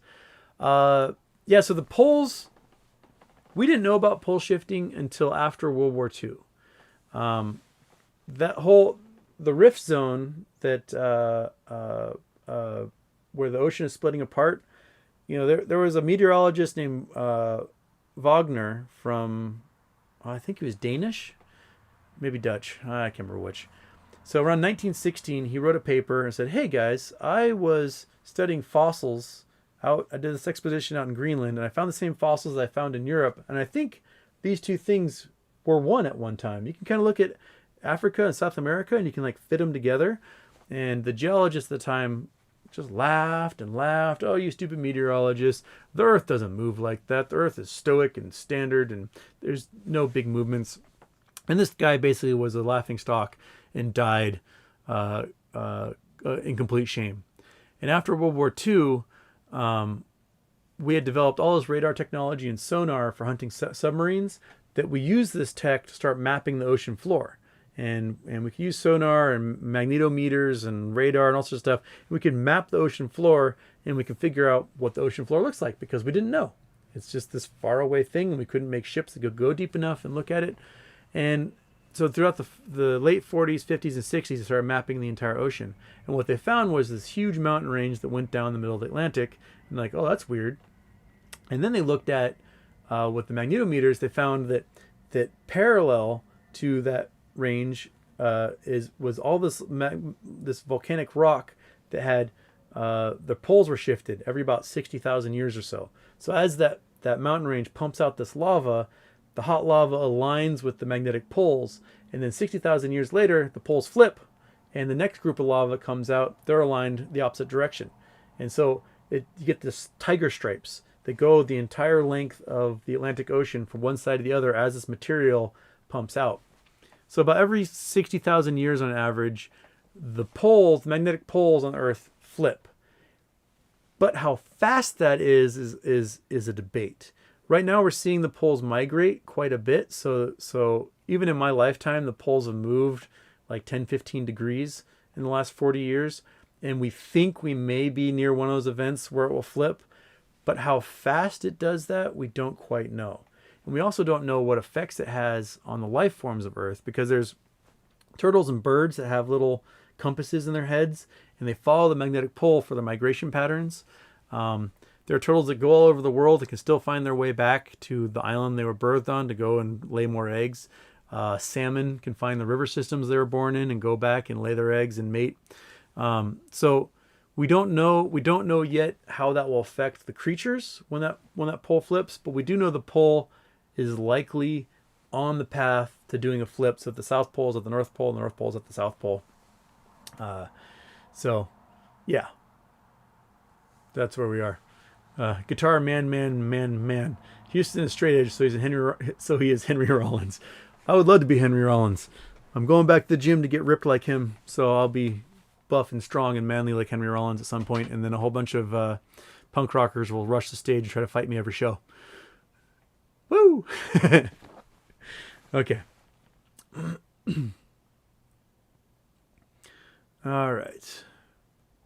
There's a lot of talk about mushrooms going on.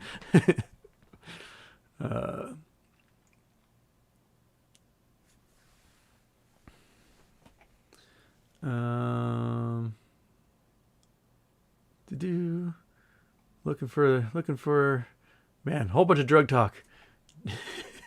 Everyone's giving their best recommendations. Rafi T says the plums in his backyard are being very generous this year and pouring plums everywhere. And boy, they're delicious. Oh, man. So I did my big walk up to Plum Heaven. And yesterday with Monkey Butt, we did like a 20-plus mile round trip. And the few trees on that street that were still there, the plums weren't ripe yet. So I'm going to have to go back in a couple weeks. But then the best stretch, there's like this 1 block stretch where there's 10 different kinds of plum trees. They're gone. The yards got mowed down and these boxy, stupid looking townhouses got put on top and the trees are missing. And so many plums are gone. Why would you build a house there? So I need to find a new Plum Heaven somewhere in Seattle. There's got to be a street somewhere that still has a whole bunch of plum trees waiting to go. So I'm yeah. Tyler Sunby asks, what is the quickest way you would shut down a flat Earth believer down? The fact that that when we look out, everything else is round. Why is the Earth special? Why would the Earth be special and be the only thing that's flat when everything else is round? Also, you know, if any flat earther wants to fund it and buy me a really cool boat and a really cool 4x4 off-road RV, I will gladly spend the rest of my life traveling every corner of the earth trying to find the edge of it for you. So if you want to fund the millions of dollars for that lifelong expedition, I will find the edge of the earth for you. Until then, you're full of shit. Also, I love some of these flat earth guys, and they approach it very scientifically, and they develop these experiments that are very sophisticated. There was one recently where these guys went out on Pyramid Lake, which is like in far western Nevada, close to California, and they said, okay, we're gonna go out on this boat and we're gonna shine a laser at the shore, and if we do it at exactly a perpendicular angle to the surface of the lake, and we have this target at the end. If the Earth is flat, it'll go through the hole at this target. If the Earth is curved, the laser will technically be shooting up and will miss the target. So they set up this really, really elaborate experiment with this boat and this target and this laser. And of course, the laser missed the target, went above the target because the Earth is curved. And they're like, what went wrong? Where did our experiment go wrong? Buddies, your experiment didn't go wrong. Your experiment just proved that the Earth is round and didn't fit your hypothesis. That happens in science. And most of the time, when you make a hypothesis, you are wrong. And you just have to accept it. Your null hypothesis got proven, and sorry, you're wrong. So it's funny. I'll every once in a while, someone will send me a video of these guys like bumbling around and proving that the Earth is round and not understanding why. Yeah, nobody's. I'm teaching science through stonk interest. It's my. I drew you in talking about stocks, and now we're talking about science all the time. Okay. Lunar Swine Kamchatka is the crucial territory in playing Risk, the game of world domination. It is, and there's because that's close to the Bering Straits where you connect to North America and fled from there. I always discovered I played this online version years ago with my roommates in college, and if you could put your armies in Oceania first, you could always spread and take over the rest of the world so much faster. So that was always like the luck of the draw, is whoever got Oceania first was able to spread throughout the rest of the world faster than everyone else on that electronic version. Okay.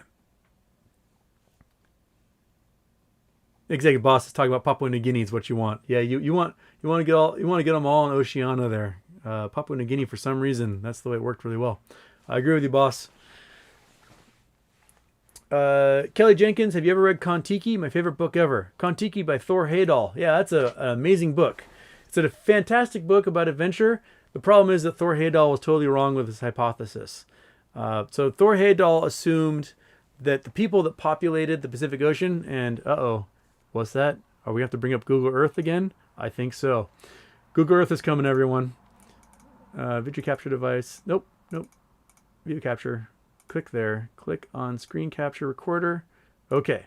And I got to get this so that we can get all that in there. I'm going to zoom out. I'm going to adjust that to north-south. and we're going to go to the South Pacific.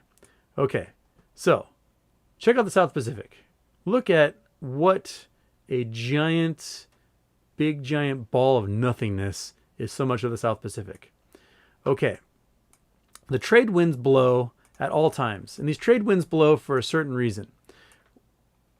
Along the equator here, so the equator is along this, I have to go down. The equator is along this whole region here, and the sun shines directly down the equator pretty much all year round.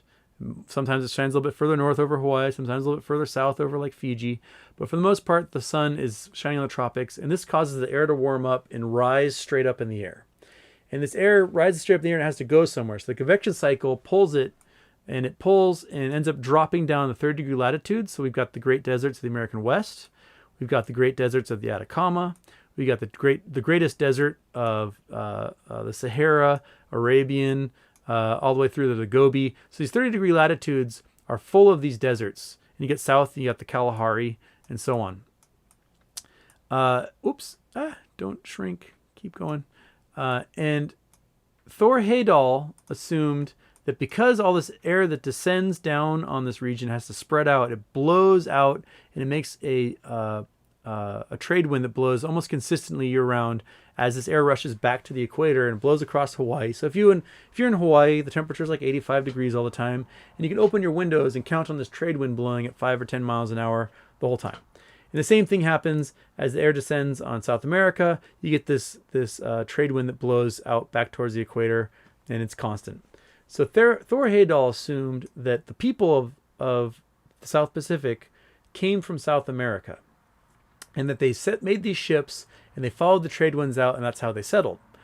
And so he set about making an outrigger canoe, and he set off from South America, and he tried to get to, I can't remember if it was Rapa Nui or one of those other, it's been a while since I read it, one of the islands out here, to prove that people could have made it from South America. And it was an arduous, dangerous journey, and he was badass for doing it. The problem is that it's not likely people would follow the trade winds out to go settle places, because it's super dangerous and you may never make it back.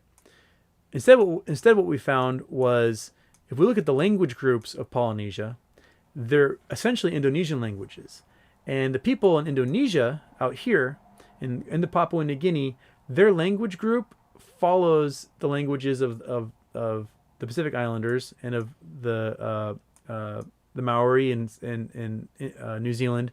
And we can see that in that everyone in this area calls chickens moa. That's the name for chickens. So if you are in Hawaii, you call it moa. If you are in American Samoa, you call it moa. If you are Aotearoan in New Zealand, you call it moa. If you're Indonesian, you call it moa. And weirdly, if you're Malagasy from Madagascar, you also call it moa. Indonesians settled Madagascar. Those are where the Malagasys came from. They didn't come from Africa. They came from Indonesia.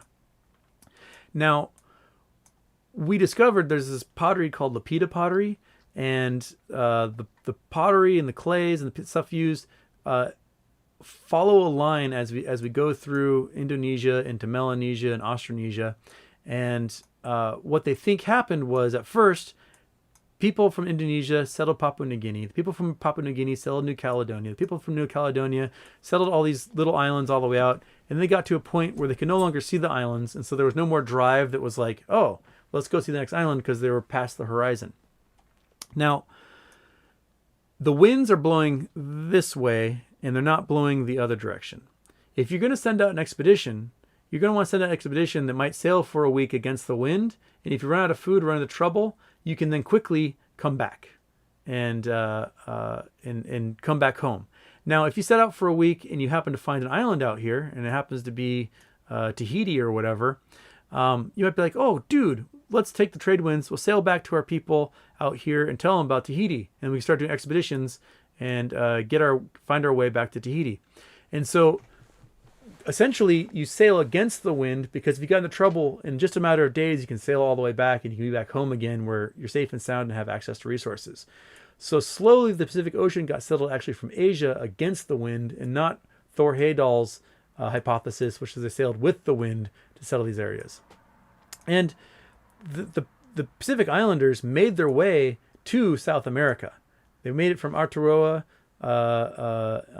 They made it from Rapa Nui, Easter Island, and they reached South America. The problem is that these people on the ocean didn't have metal, and these people on North America had a lot of metal, or South America had a lot of metal. So when they got there, there was already people there with a lot more technology, and so they stole some pigs and they stole some pineapples, and they went back and settled the Pacific again. Now, if the area of the Earth that the Polynesians were able to conquer is greater than anything Genghis Khan did, greater than anything Alexander the Great did. Like Genghis Khan conquered this, the Polynesians conquered this entire blue bit essentially, and they are found everywhere. And if the Polynesians had access to metals at the rates that folks on the continents did, we would all be speaking Polynesian today. They are big, giant, scary people who had incredible technology for basically being Stone Age people that only had sticks, twine, shells, and rocks. And they were the greatest sailors the world ever knew. They could navigate the oceans better than the Vikings did. They could handle bigger waves and scarier, lonelier, isolated pockets of life. So that's kind of my Thor Heyerdahl tangent. Hope you guys liked it. All right. Let's get back to the video here. Screen capture, UVC camera. There we are. And I got to drag myself and fit back in. There we go. Okay, there we are. Hi, everybody. Welcome back. There's my Thor Heyerdahl tangent. If you have the opportunity to read Kon-Tiki, it is a beautiful read. The adventure he went on is absolutely fantastic. And I don't think my copy of Kon-Tiki is in this room. It's in the guest room. But I may have to read it again. It's been about 20 years since I read it. So I recommend it. Kon-Tiki is an awesome read, and Thor Heyerdahl was just a badass. He was Norwegian, I believe, but obsessed with Polynesian culture. Tootsie, what's your favorite flavor of crayon?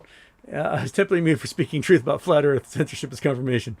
I don't know if I've ever eaten a crayon. They should make flavored crayons, shouldn't they? They should make it for kids because they've got those markers that smell like oranges and grapes. Thank you for super chat. Flat Earth is not a thing. Okay. All right, where we just lost the. For those who just joined in, we're discussing the impact of the moon crashing into the Earth after 1 million apes landed on it.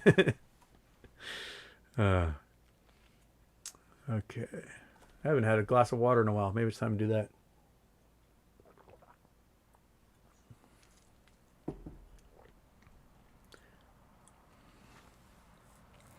John Hooley, Houston. You and a super intelligent snail both become immortal. However, you die if the snail touches you. It always knows where you are and slowly calls towards you. What's your plan? Well, I guess my plan would be to put a big giant glass case around the snail and keep it there forever. And then it can't get me. Yeah, because it didn't say how big the snail was. I'm assuming it's snail size. I'm pretty sure that I can put a glass box around it and it'll be stuck going in loops forever. But again, it's a super intelligent snail, so maybe I'll make it like Hannibal Lecter's cage, and we'll have deep conversations with each other while he's stuck in his glass cage. But Hannibal Lecter escaped, so there we go. John Hooley, that's my solution.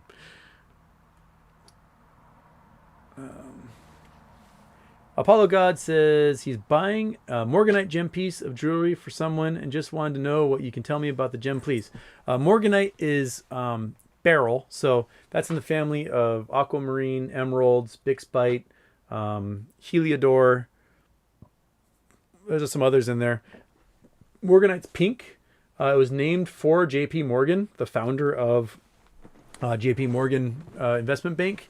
And I think he funded a mine for it, and it got named after him. So that's why it's called Morganite. It was named after him. So just like Tiffany Stone is named for the Tiffany Company, Morganite is named for J.P. Morgan, who funded the mine that first was digging it out. That's what I know about it. Morganite, those barrels are fairly hard. They have a hardness of like 8, but they can be pretty brittle. So if there's cleavages in them and you tap a ring the wrong way, you can chip a piece off pretty easily. So that's what I'd say. You want really pink. I don't know if I have an example of something pink enough in this room to show the kind of color you want. But morganite, you want pink, and you want pink and clear as best you can. They're more likely to be clear than emeralds are, so it's easier to find clearer versions. That's why the price is a bit lower than a clear emerald, because those are a lot rarer to find. But morganites are cool. They can be a really cool pale pink, and I wish I had something in here that would kind of be a morganite color. Do I have... well, I might have some more pictures of morganite in this. Morganite. Magnetite, melanite, mica, morganite, 139. It's in the pink stones. The whole group of pink stones here. 138, 139. So you can see the morganite is a real pale pink color compared to some of the other pink stones that are in here that are more pink. I can't remember exactly what inclusion it makes it pink. I'm sure if you pick up a book like this is the Audubon Society's Guide to North American Gems. That one, the Simon Schuster's one, also is pretty good. This one here, the little pocket guides to gemstones. So if you're interested in gemstones, these are great books to give you not just like tell you the basics of gemstones. Sometimes they also tell you what states you can find them in, and when you when under the occurrences, that will then lead you to like, oh, I can find them in Mexico. So you buy like a Gem Trails in New Mexico book, and it'll tell you the exact places to go to find those stones. So yeah, but morganite's cool. Definitely a good buy. Chris Taylor, is the Jersey Devil a thing? I've never seen the Jersey Devil. I've never seen Bigfoot. I've never seen the Abominable Snowman. I've never seen the Loch Ness Monster. The closest thing to a creature that ever gave me the willies was swimming at my sister-in-law's parents' pool down in California. There was a creature at the bottom of the pool, and we all didn't know what the hell it was, and it was version 2 of the potato bug. So there's potato bugs, the roly-polies, the little ones like tiny little bug armadillos that roll up into a ball. There's another bug called potato bug. It's also nicknamed Satan's fetus, and it looks like a little man. And they're the creepiest looking thing I've ever seen in my life. And the first time I saw one, I was like, what the hell is this? And we scooped it out, and we just stared at it forever and did all these internet searches and discovered that this is a creature. So while the Jersey Devil might not be real, Satan's fetus is. And when you find them in the pool, it'll freak you out. Thank you. All right.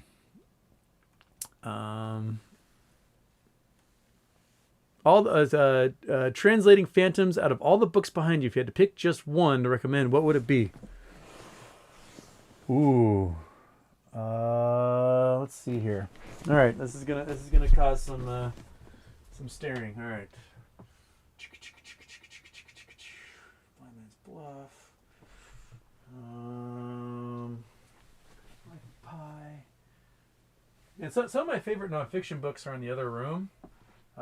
These are often reference books, biographies, sports-related books. Calvin and Hobbes, always important. Let's see here. I've got Stranger in a Strange Land. That's one of my favorite books.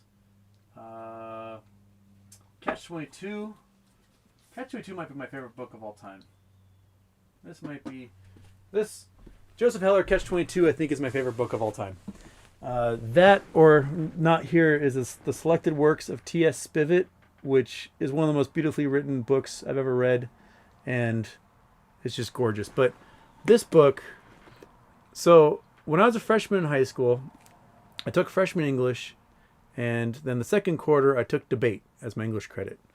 And just before my senior year, I finished my junior year of high school, and they're like, hey, Houston, you're not going to graduate because you never took the second semester of freshman English. And I was like, the what now? I took debate as my second semester of English. And they're like, no. There was a required English class that you just never signed up for. And I had to go to summer school the term before my senior year of high school. Woo! And I show up, and it's me and like 6 guys, and they're younger than me. And the teacher gives us this book, what was it? Ace Hits the Big Time, which is this book that I had read in like 6th grade. And it's about this like kid who moves to New York, ends up joining a gang, and they like wear leather and they snap their fingers, say things like "Cool Daddy," and it's written in like really big writing.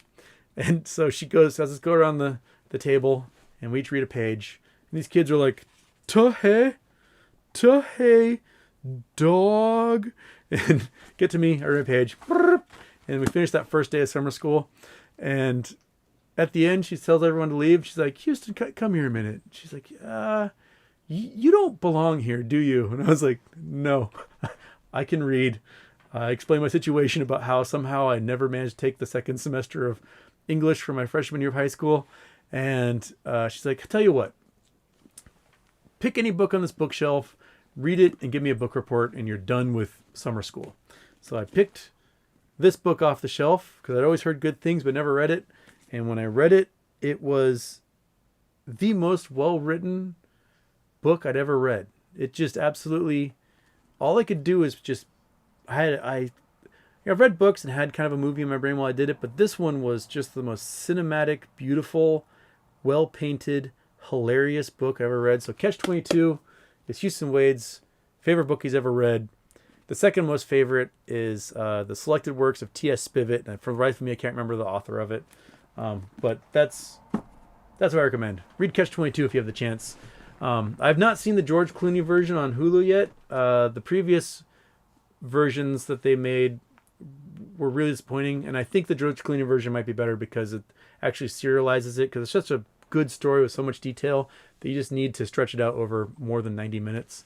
I don't see T.S. Spivet in here. It might be in the other room. But yeah, that's what I recommend. I also love Vonnegut. I just love Heller and I love absurdist literature. Heller and Vonnegut just crack me up and make me think. All right, so that's Translating Phantoms. I hope that answers the question for you.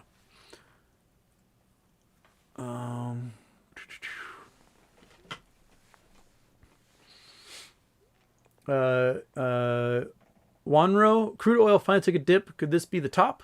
Feels like a lot of chaos is coming. Yeah, crude oil took a dip. OPEC got together yesterday and said we're going to start producing more oil to meet demand. And so oil prices, the speculative prices on it dropped. I think oil will have a hard time dropping significantly until we are using more alternative sources for transportation, especially. That and until we get a new Iranian peace deal done and we figure out what the hell the United States policy is going to be in Venezuela. The amount of suffering going on in Venezuela is absolutely inhuman, and I personally think Americans should be appalled at what our sanctions are doing to the Venezuelan people. Just because the Venezuelans are like, "Hey, this is our oil, we should be allowed to sell it ourselves," and they kicked out some American companies. We need to do something to help. The United States can't define how other countries run their nations democratically if they happen to elect somebody we don't like.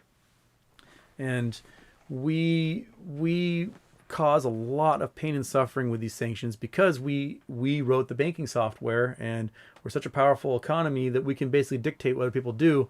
And I'm really uncomfortable with that. I understand if a country is actively trying to harm us, they're threatening to send nuclear bombs or whatever. I understand doing economic sanctions on that. But if a country kicks out American industry because they want to control their own resources, that's their prerogative. They should be allowed to do that. And that's the risk that those American industries play when they invest in a foreign country. Is if you piss off the people whose resources you're exploiting, you should expect to, get the boot. And if we can get a new peace deal with Iran, and we can streamline our policy with Venezuela, I expect to see oil prices drop a lot, because Venezuela alone has the largest proven oil reserves in the world and can be a powerhouse unto themselves with that if they can get out from under the sanctions we've imposed upon them. So there's my political speech for the day. Keith Holmes says, I have not received a value to my preferred shares of Met. When did someone get them at $45? I have not heard about that at all. I don't think there is any value to them until they issue a dividend. Right now, they just sit as this valueless, non-fungible set of shares in your account. So I don't know about people getting it at $45. That would be awesome if they did. I could use that money. That'd be wonderful. But yeah, so I haven't heard about that. I'll have to look and see what people have gotten for that. Okay, Kelly Jenkins says, don't forget that like button. Yeah, hit the like button. I always forget to tell you guys to do that. I'm really bad at self-promotion. the fact I've made it to 14,000 subscribers and I'm really bad at promoting myself is one of the biggest miracles in the entire world. James Chang, if AMC short squeeze lasts for a few days, which indicator on the chart we should use to find out if it's almost the end of the squeeze? Thank you. I would look at the total volume from when the stock price got absolutely ridiculous on. And I would look at probably the billion share range in the volume. That's what I'm looking for. And once I think it reaches a billion shares, maybe a little bit past that, is when the buy pressure should start to disappear, because the short, the trading machines will probably have bought all the shares they need to close those books. That's what I'm thinking. I mean, it's all speculative at this point as to know how much volume has passed through and has been achieved. People ask a lot if they're going to try and cover in the dark pools. There may be some buying that happens negotiated between, BlackRock might negotiate with the DTCC and be like, hey, we'll give you these 9 million shares for this amount of money. You can wipe those synthetics out. There may be stuff like that we don't see happen on the exchange. But for the most part, most of that trading is going to be done by these computers, buying limit orders, just whatever the lowest limit orders are, and clearing that out. Sean Alexander, what is your knowledge of all Persian empires? I haven't done a Persian Empire specific course yet in my master's degree. I hope to. We've touched on basically like, okay, so you had the Semitic peoples. You had the Babylonians and the Semitic people that came out of there, and from that you had the Jews migrated west into Israel and supposedly went to Egypt and back, and you had the Persian kingdoms to the east of them. So you had Babylonia, ancient Persia. So far, the lessons I've done with ancient Persia had more to do with when Alexander the Great made his big war movement east and conquered the Persians and went further east from there. But I haven't done too much specifically with the Persians. Geologically speaking, I know more about the Persians than I do about the actual history of ancient Persia. They've got the great spinels that were owned by the Maharaja that came out of ancient Persia and made their way into India. And you got they thought they were all rubies. They thought spinels and rubies were all just rubies. And even though spinels are more rare and actually have cooler color spectrums than rubies and sapphires, until like the 1700s, they thought they're all the same stone, and they realized they were chemically different. And so the ballast rubies, the great rubies that are in all the royal gem collections around the world, the Tsar's collections from Russia, the royal gemstones from the Persian Empire, the royal jewels in England, those were all actually spinels. And a lot of those spinels were found up in the mountain ranges in like Tajikistan, and were brought down. And there's in Persia, in Tehran, there's the largest spinel ever is the, well, I should say second largest spinel ever, is the Good Samaritan spinel. And that spinel was thought to have hung around the neck of the golden calf in the Bible. There's a hole drilled in it, and it was thought to be the stone that hung around the neck of the golden calf. That's the story behind it. The likelihood is it was mined much later than that and came from a different region, but it's about 500 carats and it's polished in the rough. So when you get a rough gemstone, and of course all my gemstones are gone because I hid them in the desert and now they belong to somebody else, so I have nothing to use. But when you polish a gemstone in the rough, you basically just shine it up according to the contours of that stone, so it keeps its natural shape. And the Maharaja in India would do the same thing. And so they would make these great necklaces full of these like hundreds of carats of spinels, and then they would sign their name to each one. And recently, a big necklace of 5,000 carats of these sold at a Christie's auction house in, I want to say it was in Abu Dhabi or Dubai, for $25 million or something. I say that, but I actually own a larger polished in the rough spinel I got from Lucien, Vietnam, and it's 710 carats. So it's 210 carats larger than the Samaritan spinel in Persia, and it sits in a safe deposit box in a hidden location. And that is a stone. I'm hoping to collect more large ones, and I want to make a necklace like the ancient Maharaja and sign my name on it, and then sell that sucker at auction for a boatload. So everything I do ties back to rocks eventually. Sorry about that. But I am going to take a specific course on the history of ancient Persia because it fascinates me, and just the topography of that whole region. I like to learn about the people that live there. There's some wild people that live in that region. So prior to Islam, there was a Jewish diaspora that spread across the whole region. And in the Zagros Mountains in Persia, there was a whole tribe of 7-foot blonde, blue-eyed Jews that lived in the mountains there. It's wild. Like, there's such diversity in people and places you don't expect. Like, why would there be a tribe of 7-foot blonde, blue-eyed Jews in Iran of all places? But there's a crazy diversity of people that get spread out throughout that whole region. Eve Doster. What are your thoughts on the diamond trade and art garnets so much more beautiful? Yes. Well, I think colored diamonds are really beautiful. If you can find fancy colored diamonds, they have such high refractive indexes. They're gorgeous, but they're also worth a boatload because they're really rare compared to all the other clear and poop colored diamonds out there. Sorry, chocolate diamonds or burgundy or champagne diamonds. They're poop colored diamonds, and they were made for drill bits until the Australians at the Argyle mine were able to rebrand that and put like brown poop colored diamonds on Hollywood stars' fingers, and all of a sudden they're worth a lot of money. There are a lot of cool garnets. Demontoid garnets are my favorite. Those were originally found in the Ural Mountains in Russia, and they have these inclusions in them called horsetails, or these like cool little wispy inclusions inside of them, and they actually disperse light at the same rate as diamonds do. So you can get these really cool green stones that have rainbows coming out of them.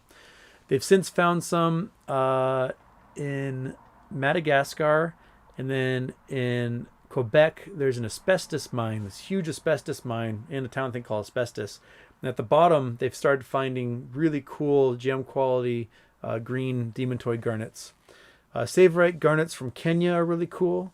And then also from Madagascar and Kenya are color change garnets, which when they were first found were worth so much money. I think a 5-carat one sold for $1 million a carat in like the early 2000s. But since then, they found some more loads of them, and so the price has come down significantly. But they're really cool. They'll change from like green to blue depending on if you're in artificial light or in sunlight, kind of like Alexandrite does. Then there's spessartine garnets, which are these like really like Fanta orange ones. And I sold one years ago for a lot of money, the big 19-carat one that was cool. But the diamond trade itself used to be really shady. When De Beers controlled the majority of the diamond market, all diamond trade was shady. It was a lot of slave labor, a lot of warlords, a lot of just shady black market stuff going on. But the Canadians defeated De Beers in the early 2000s when they opened up their mines and went to war with the Dutch agents from De Beers. And since the Canadians opened up their mines in Northwest Territories in the early 2000s, De Beers went from over 90% of the diamond market down to like 30% of the diamond market today. It allowed Brazil to open up their diamond mines, allowed Australia to control their diamond mines, allowed Botswana to kick out De Beers and have one of the fastest growing economies in Africa as a result of Canada beating them. The funny thing is that De Beers just bought one of the big Canadian mines rather than stealing it from them like they do. But the diamond trade has gotten a lot more humane as De Beers got defeated, and they controlled less and less of the market. It works less like a monopolized diamond cartel that De Beers was, and more like an oligarchy of all the diamond producers. So they're still producing diamonds and still kind of restricting the amount of diamonds that the public has access to keep that price artificially high. But I think the biggest problem facing the gem and jewelry market is that millennials and younger, their wages have stagnated. And if your choice is between paying your rent and paying for an expensive engagement ring, people are paying their rent and they're not buying expensive engagement rings. So the buy pressure for these gemstones have dropped. And if the gem suppliers and jewelers and the people in that area want to get the middle class stones back out there and sold more, they need to make sure that people have the disposable income to buy that stuff. Because no one's going to spend 2 to 4 months salary on a stone when they might lose their house or their car or anything else. So, and people are marrying later because they're putting off marriage because of the costs involved. And they don't have a stable income. And so these jewelers are having a hard time maintaining their businesses when only the super wealthy can buy those stones. That's kind of where we are on the diamond trade. Hope that answered your question. All right. Native Flight's asking if anyone's seen the Starlink chain go by. The Starlink chain is really cool to see. This big line of satellites moving over. But at the same time, it's a completely dick move by Elon to allow those things to reflect that much light, because it's ruining our ability to observe space. We've got all these big telescopes trying to observe stars in space, and then all of a sudden this huge line of reflective satellites move overhead and just ruin the stellar photography that we're trying to do. So, yeah. Andrew Brasnar, what do you think about all the global flooding? This is probably telltale of climate change. The way climate change works is if the equator heats up more and more of that air rises, that means more air is going to dump on those 30-degree latitudes and more. And it will make that desert region larger, because as air descends, it becomes a high pressure system and it dries out and you lose moisture. So the high pressure systems grow as the earth warms as a whole. That pushes the jet streams to squeeze in these higher and lower patterns, which make for flooding regions above and below those 30-degree latitudes where those great deserts exist. And so you're going to see more weather systems push, and because the oceans are warming in general, there's more energy being deposited into these weather systems, and so you're going to get more flooding in a lot of these regions than they had in the past. And so that's kind of what I think is happening with these really tragic floods we've had. We had some big floods last year in like Italy, and this year in Germany. 2 years ago, we had, historic floods in the American Midwest that just wiped out, millions of head of cattle, entire crops of corn and soy and everything else. We're going to see more and more of that. As the earth warms, more storm systems get created, and those storm systems are getting compacted into tighter and tighter jet streams. And so it's just going to be one after another for a lot of these regions. So I think we're going to see more and more of that. Okay.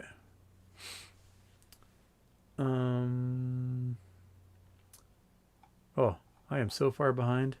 Oh, goodness. I just realized I'm like an hour behind in the chat. Holy smokes, I'm already at 2 hours on this. I'm drinking my water today. I'm doing good.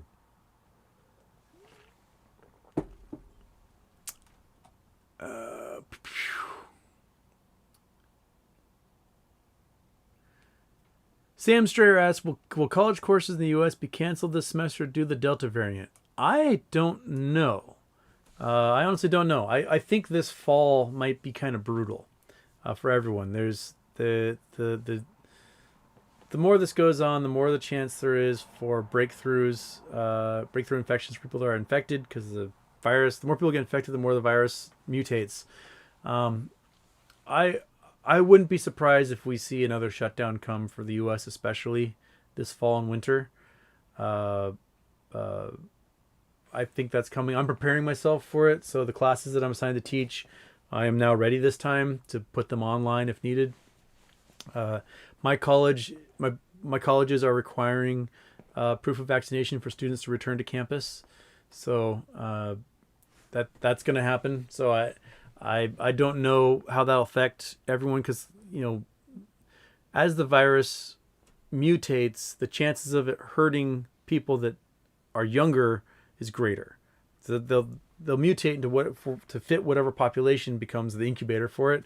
And right now, kids under 12 in the United States aren't vaccinated, and we're seeing excess deaths go up for children under 12.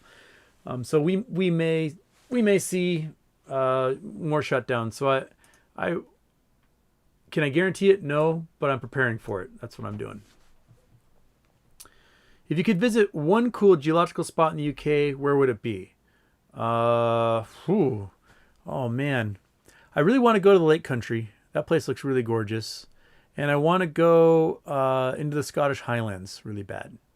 The fault zone that created Loch Ness is really cool. It's where Scotland is literally trying to shear away from England, and so it makes these the lochs, these little lakes that happen in that fault zone.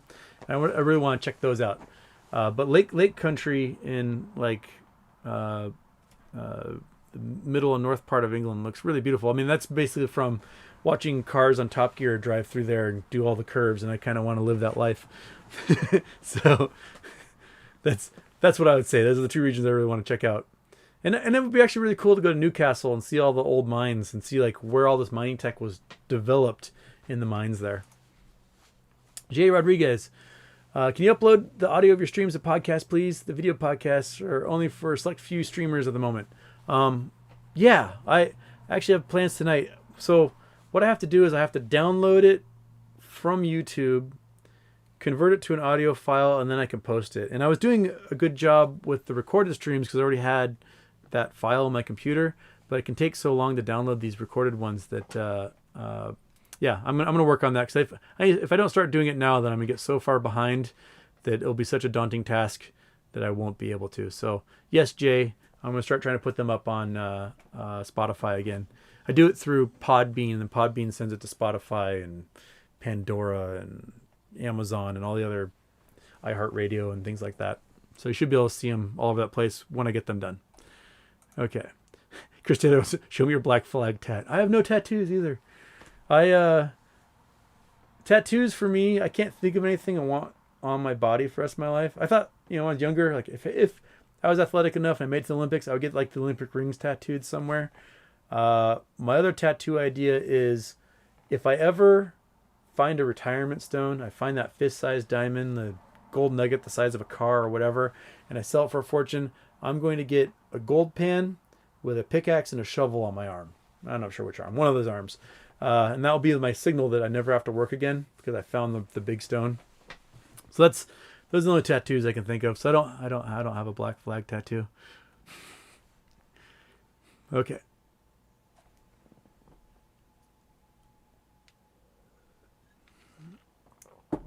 Okay.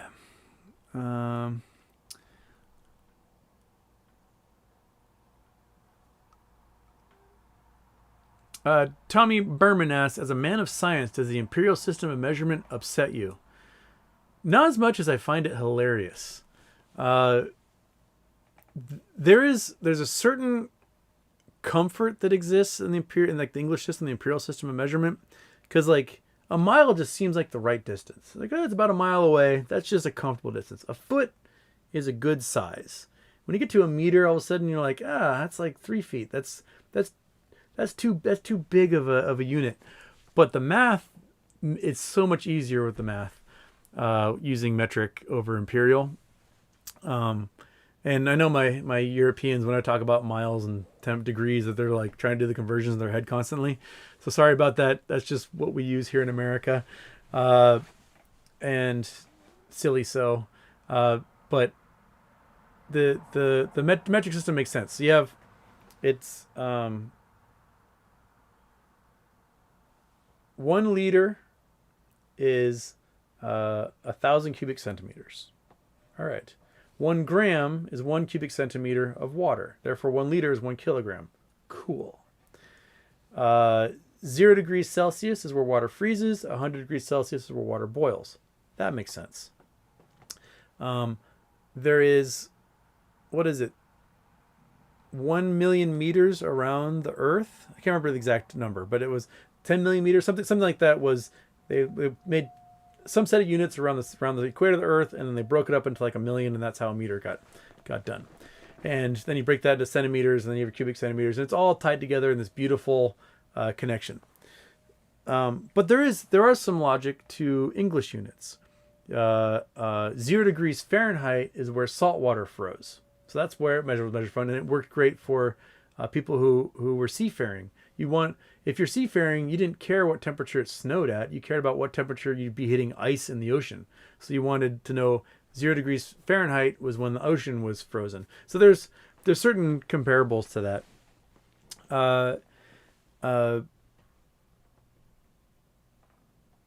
But then you get into silly things like you've got pecks, bushels, grains, drams, tablespoons, teaspoons, ounces. You have troy ounces, which there's 12 troy ounces to a pound. And then you have ounces, fluid ounces, where there's 16 ounces to a pound. And that makes a pint. And there's 2 pints to a quart. And there's 4 pints to a gallon. And there's 2 cups to a pint. And it's absolutely silly. It's a much more streamlined system for science to use metric.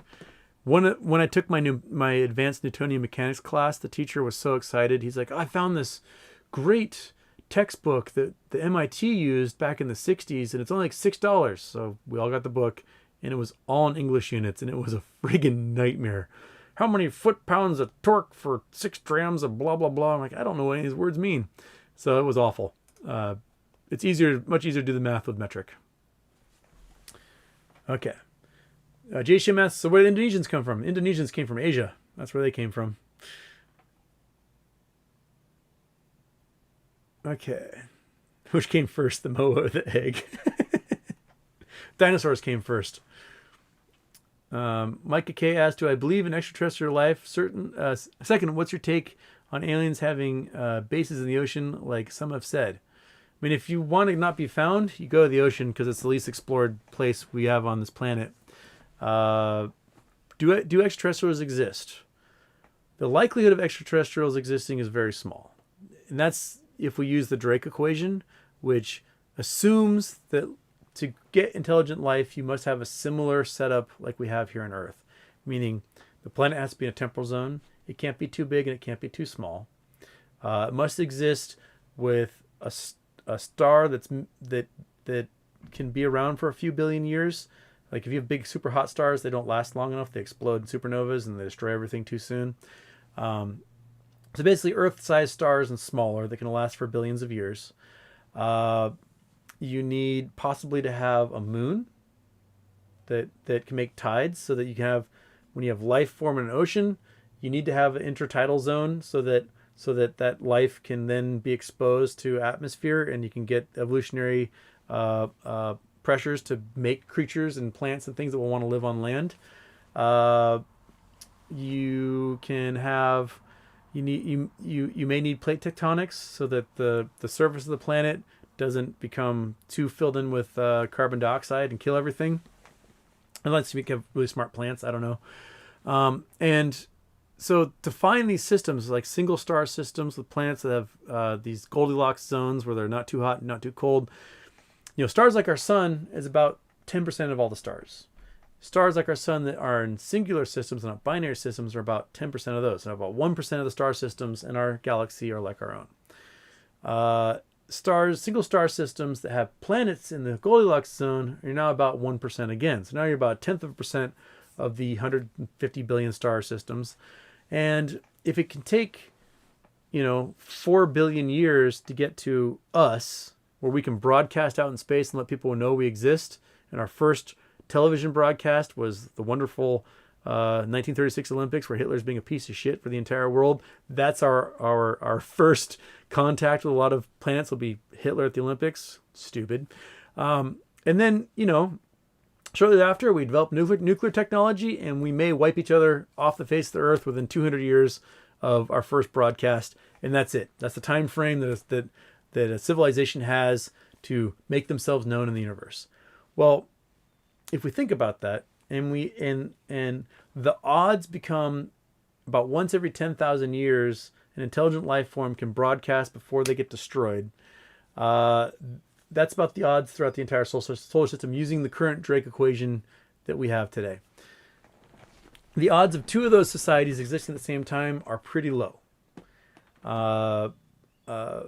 And, we have the ability to get radio messages from other places.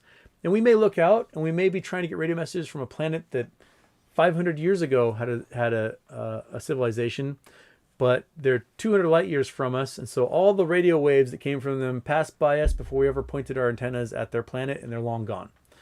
So, or we may point our antennas really far away and we get a transmission from somebody that's 50,000 light years away, and their transmission hits us. We go, oh boy, we're not alone in the universe. And by the time we get there, they've been dead for 48,000 years. So, we whether those two societies will exist at the same time, the Drake equation says the odds aren't high. But that's all making assumptions that they're going to be like us and be slimy, sweaty pieces of shit that are constantly fighting each other. Maybe there's other intelligent societies that aren't gross bags of meat like us, and they managed to be much more harmonious, or more like ants or honeybees, and have hive minds or whatever that just do what they're told and accomplish whatever. So that being said, if I were an alien studying the Earth, I would put my base in the ocean for sure, because we don't know what's down there. Okay, somebody did a super chat and I totally missed it while I was yik-yakking about that. And John Pollock, how sure are we that we can sell our options during the squeeze?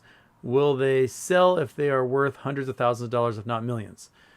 I think that they'll sell, namely because if it's still going up, they'll want to get those shares the hell out of there. And they won't be able to face having more nakeds enter the market at prices any higher than that.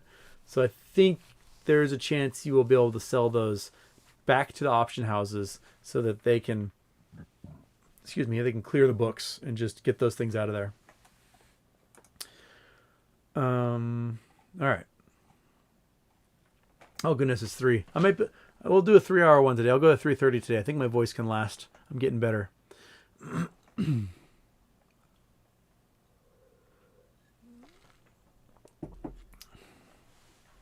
Blind Bunny says, my channel's like having a general studies class university. Thank you. And more fascinating. Thank you. Thank you.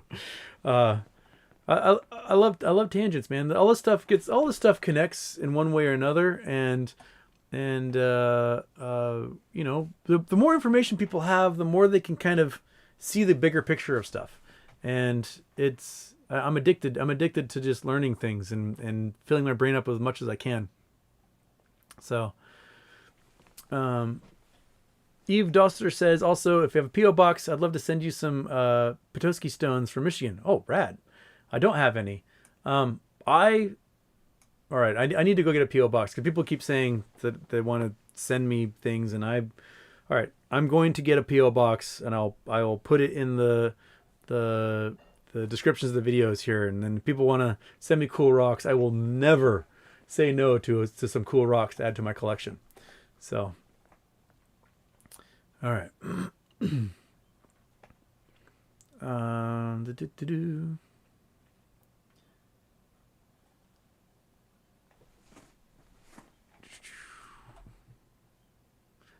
Nope says, dude, forget about millennials doing the diamonds rent math. They're seeing dads, uncles, brothers, buddies get effed up by divorce industrial complex. Well, divorce it can be very traumatic for people to go through divorce. People when they get married, they think it's going to last forever and it's going to be wonderful, but people change over time, and that's the way it goes. Such is life. Uh, my dad is the rare human who has been married 3 times and all the ex-wives are friends with each other. When people meet my family, they're like, "What the heck? Like your mom and your stepmom are like best friends and do everything together?" Yeah, it's weird. A lot of people I grew up with whose parents got divorced did not have a harmonious, weird communal friendship thing going on. So my experience of divorce is so different than everyone else's. To me, it's like, oh great, I get a new stepmom in my life. She's rad. So, okay.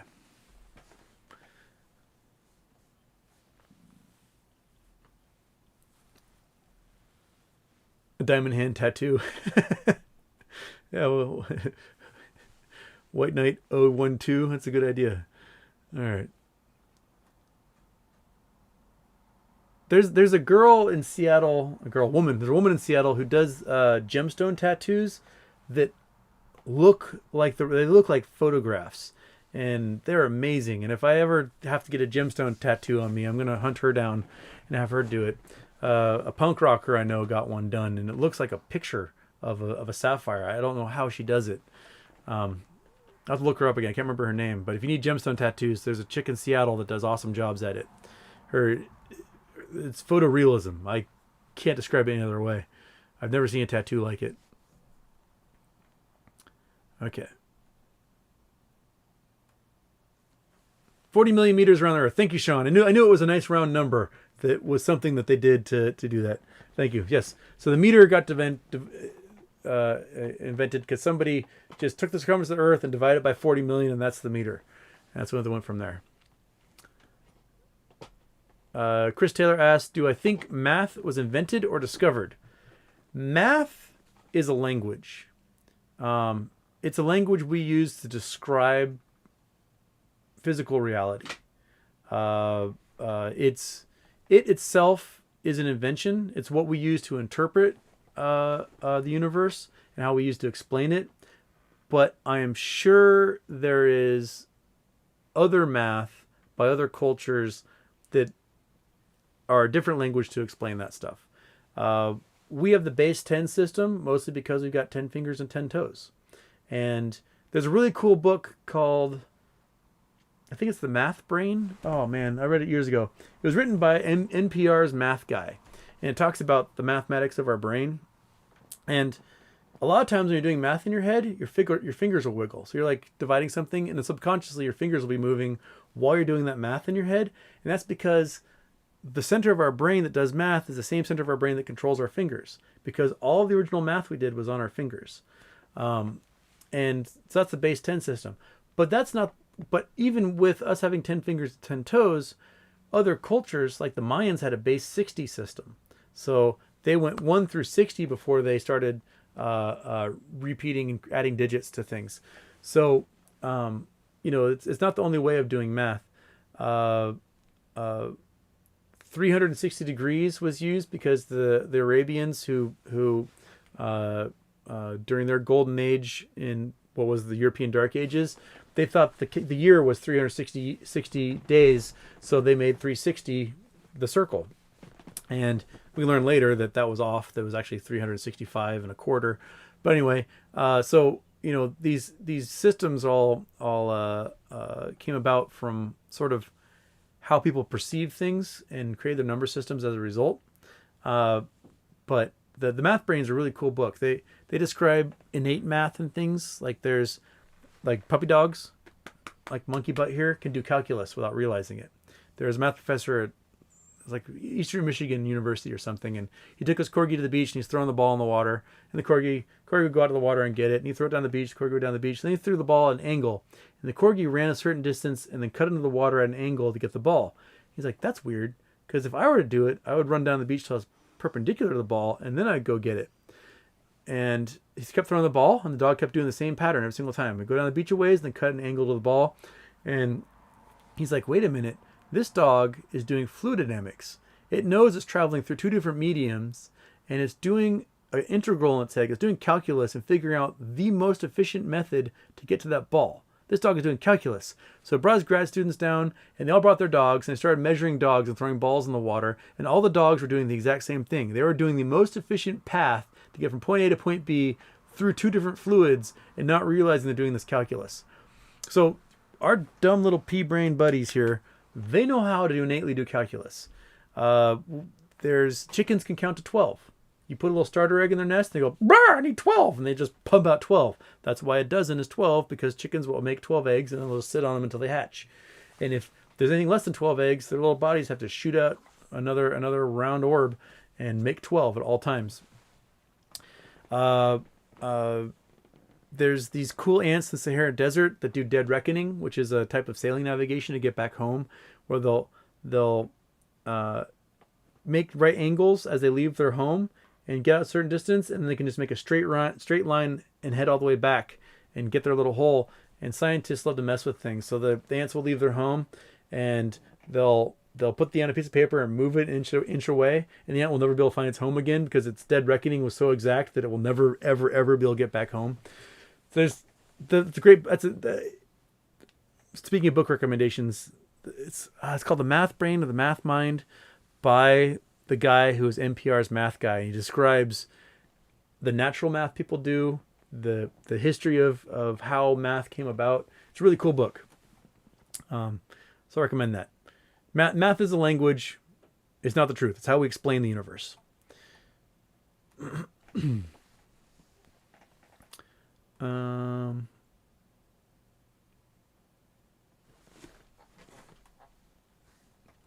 I should invite Graham Hancock and Randall Carlson to talk about astrology. Well, once I can figure out how to get people on the show, I would love to start inviting people on. Yeah, let's do it. Okay.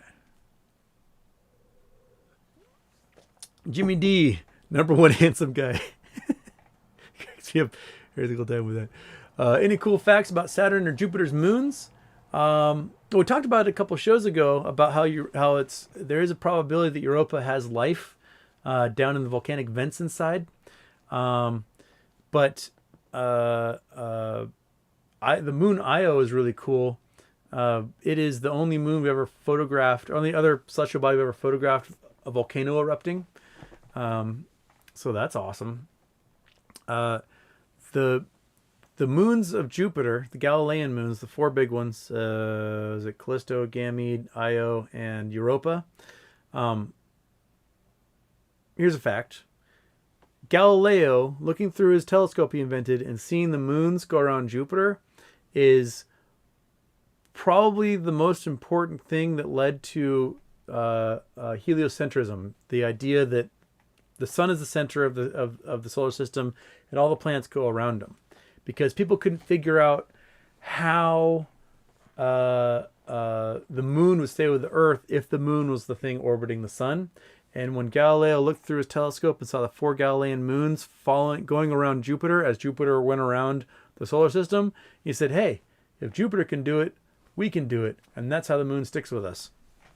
So there's your Galilean moon fact about the moons of Jupiter. Someone says they think my webcam is focused on distance behind me. Possibly, I don't know. It's a cheap Chinese camcorder that I use that I got off of Wish that does all this. So sorry if I'm blurry. Just close your eyes and use your imagination, man. Okay.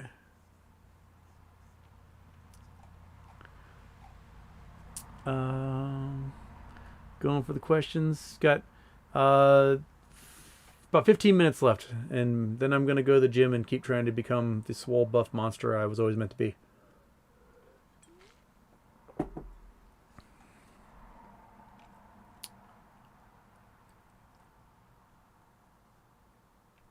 Euphoria Morning asks, Houston, if GME and AMC squeeze, do you think us, X, and XX shareholders might not get to see insane values per share from all the big shareholders selling? Thanks, dude.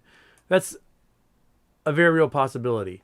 Someone who's a small amount of shares like me, I have the luxury or the ability to sell one share at a time and work my way through that. Someone who has a lot of shares, it's easier for them to become a gajillionaire and just be like, fuck it, I'm going to sell all of them, and they're rich. And just flood the market with a whole bunch of shares. but they aren't going to get max price for those shares because they won't be going through and selling one at a time. They may start out selling one at a time, and then they get to a point where the price is so stupid they just sell the rest of them. Like, I'm out. That is very like, we have to think about the psychology of people when dealing with numbers like this. I have people that message me a lot. They send me DMs and ask me questions, and I try to answer anyone who sends me a question like that. I try to answer it the best I can if I can. And they're like, oh, I sold a big chunk of my AMC position at a certain price, and I made $950,000. And I'm like, dude, that's so much money. I could live off of that for 20 years, no problem. And then there's people. I'm not somebody who has $950,000 in AMC stock. Not now. Not until the squeeze happens, hopefully. So they're dealing with so many shares, thousands and thousands and thousands of shares that it's easy for them to be millionaires than it is for those of us who have few shares. And psychologically speaking, if you're rich, you're rich. For some people, just get out, done. And I think we may be doing competing with them, but there's fewer people who have a whole bunch of shares than there are people that have little bits of shares. So that's what we have going for us.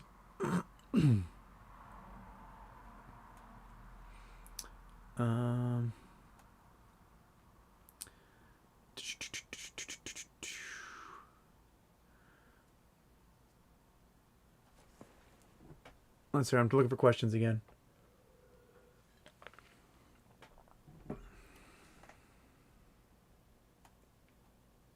Yeah, Christy, only 10,000 year window for two types of life, assuming they're both as stupid as we are. Yep.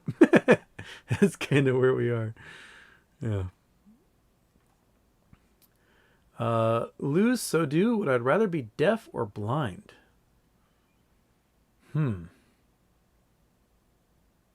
Man. I don't know.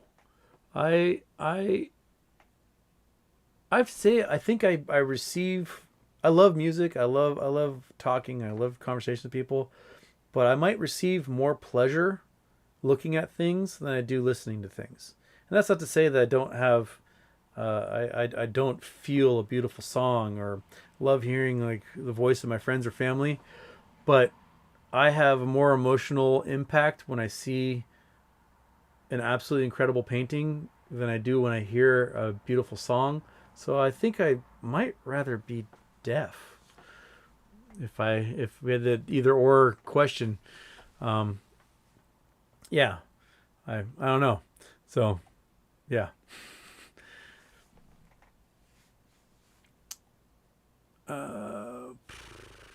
William Sweeney, are there any way to know the order sizes going into dark pools or a way to regulate order size? Orders must be 10,000 shares or more to be routed dark pool. I don't know that dark pools exist because they don't get reported until after close every day. So they just dump like, oh, we did this many shares in dark pool and that's it. I would be all for just eliminating dark pools altogether, just getting rid of them and requiring that all trades must be made through an exchange so we can see the prices. I don't see any benefit to hiding that stuff. And, the excuse is the dark pools exist so that, let's say some equity firm wants to buy a stake in some big company and they do a negotiation and they settle on a price, and that price for X number of shares gets traded in that dark pool so that it doesn't affect the overall price of the stock. I think that's wrong. I think the price should be affected. I think if an equity firm wants to buy 100 million shares of another company, they should have to do it the way we have to do it. There shouldn't be any private negotiation. It should just be, hey, we have to slowly buy 100 million shares over a period of time, or else we're going to affect the share price, or we just buy it all at once and blast the price to the moon.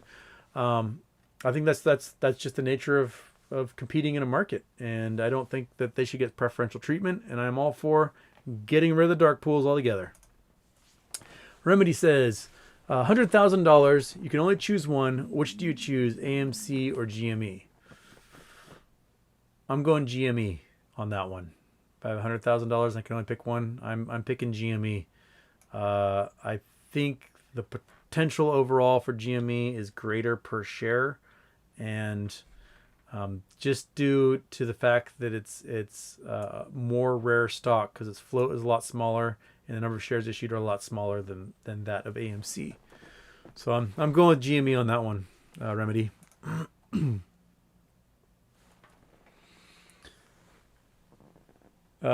Dan Kwan, Houston Wade sounds like a lefty relief pitcher for the Texas Rangers, a real nasty slider, but terrible control. He shakes off his catcher way too much, and the manager hates him, but the fans love him. So I've got a connection to a Houston who played in the majors, Houston Street. Houston Street played for the University of Texas, and he pitched for them in the College World Series. And my catcher from high school, Jeff Blackington, was playing for Rice and got the game-winning hit off of Houston Street to win the College World Series in 2003. And Jeff, while he could have been drafted and probably in a pretty high round, his backup catcher got drafted the 10th round by the Mariners that year. Jeff opted to instead, he is a brilliant man. I think he got like a 1590 on his SATs. And it was a walk-on at Rice. They didn't even scout him. He walked on and hit like 360 and caught the greatest college pitching staff of all time that year. There was Wade Miller, a couple other badass dudes on the pitching staff. But anyway, Jeff Blackington out-hit Houston Street's pitching, and Houston Street went on to play for Oakland A's and a bunch of other teams. I think he might be retired now because we're all pushing 40, so a lot of us don't play anymore. But Jeff went on got his PhD in Sweden in chemical engineering, I believe. He's a brilliant, brilliant man. Although I would have loved to see him play in the majors, because I know he would have made it. He's such a calm presence and such an awesome person to throw a baseball to that he would have been a fantastic catcher in the majors.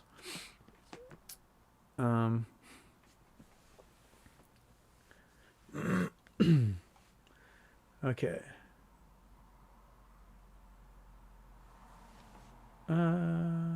They counted with their knuckles. That's how they got base 60. That makes sense. You count with your knuckles and you get base 60. That's brilliant. I hadn't thought of that. I just totally missed it reset on me, and so I didn't get to read who that was. I can. That's from Boss. No, Boss. That was saying count with knuckles. Yes. So yeah, that's a brilliant way of thinking about it. Thank you. I hadn't thought about that. Counting with the knuckles. Base 60. Totally makes sense. Okay.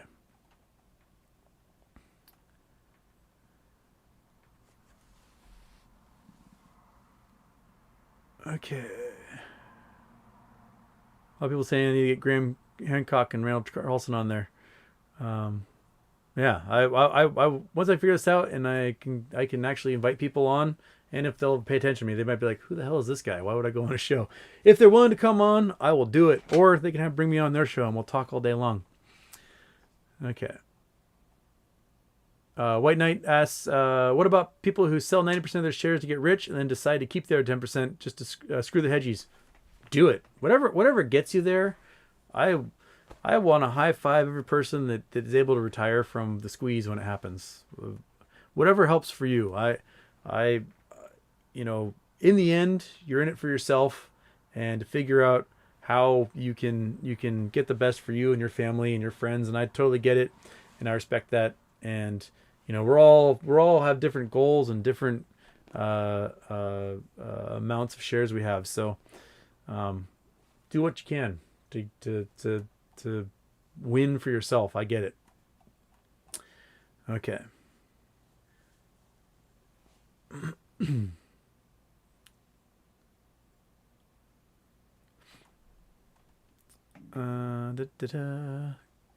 Going for questions. A lot of people are talking about how many shares they may own.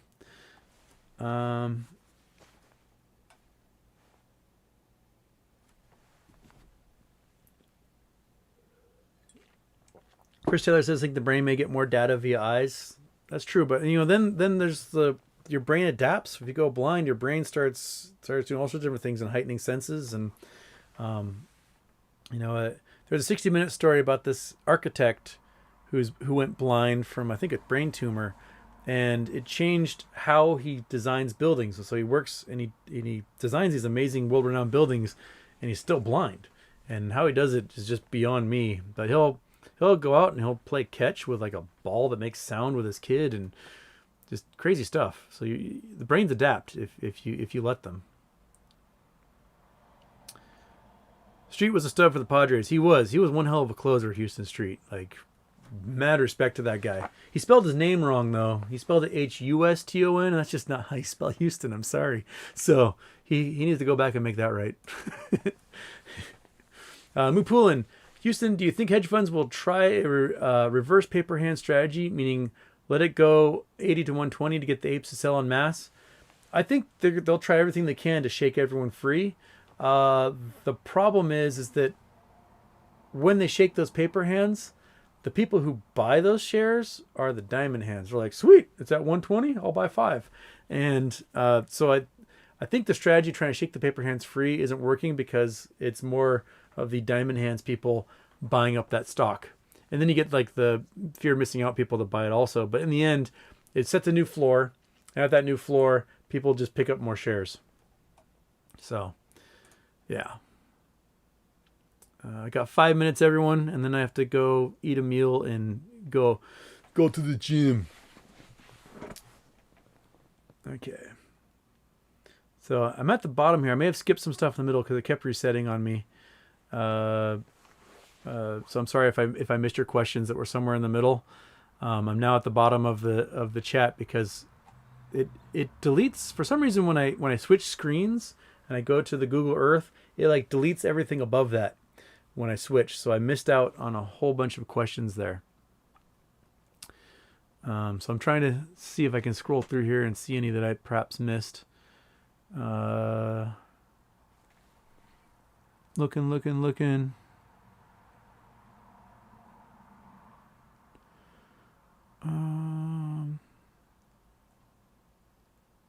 Apollo God. Okay, he says he enjoys what I talk about, but he wants to know what I think about the show Ancient Aliens and stuff like that. The pyramids being big energy creators. The Ancient Aliens people are absolutely insane, and I think they know they're insane. Humans built stuff. Humans are super ingenious, and I've read a funny thing that was like, when we discovered that white people couldn't build something, we just assumed it was aliens, and I totally resonates with me. There is a lot of power and drive when you have a whole bunch of slaves. The Egyptians had hundreds of thousands of slaves, and they made them do things like, you are going to move this rock 20 miles to over there, and if you don't figure it out, I'm going to whip you to death. That's quite a motivator. The Great Walls of China were built by hundreds and hundreds and hundreds of thousands of soldiers and prisoners. I mean, ancient China, the population was nothing like it is now, and they still had like 1 million people in jail at all times, and they would force them to go do work. And when they would die, they would just stick them in between the rocks and keep building the wall higher. So a lot of the Great Wall of China has tens of thousands, if not more, dead slaves and prisoners that make up a good chunk of that wall. That manpower goes a great way. That manpower has the ability to remove entire mountaintops with just shovels and pickaxes. We can make a mountain turn into a hole in the ground with shovels and pickaxes with a whole bunch of people working at it. The lesson here shouldn't be like enslave people. It should be that when we have to, and we are all working towards a common goal, we can achieve crazy amounts of progress. So I don't believe in the whole Ancient Aliens thing, that these big giant pyramids were energy domes or whatever, and they're like, oh look, they're aligned exactly northeast, south, and west. It's like, yeah, everything's aligned northeast, south, and west. That's what humans do. We all have access to compasses. We all know where the plane of the ecliptic is in the sky. And back then, people didn't have TV, they didn't have books, they didn't have Twitter, they didn't have YouTube, they didn't have radio. They couldn't sleep. They would just look up and stare at the stars, and they would chart them and map them and make stories up about them, and they could start to predict patterns and look at the 18.6 year cycle of the moon wobble and the eclipse patterns that would happen, and they just mapped this stuff out and wrote it down and became recorded in history. So I think a lot of stuff attributed to Ancient Aliens were just humans doing human things. The Nazca lines out in the Atacama Desert. You know, oh, how did you ever know to make those lines? Well, they climbed the top of a hill and they looked down. That's all they did. They made these beautiful creatures in the desert that have been preserved because the Atacama is one of the driest places in the world, and it's humans doing rad shit like humans always do. It's yeah. So I don't think it was aliens. I think it was humans being the rad people they had the potential to be that made things. Okay. All right. I'm at 3:30. I'm going to do one more question here, and then that'll be it for the day. And I want to thank everybody so much. This was a fun show to do. I'm glad I got the Google Earth working. All right.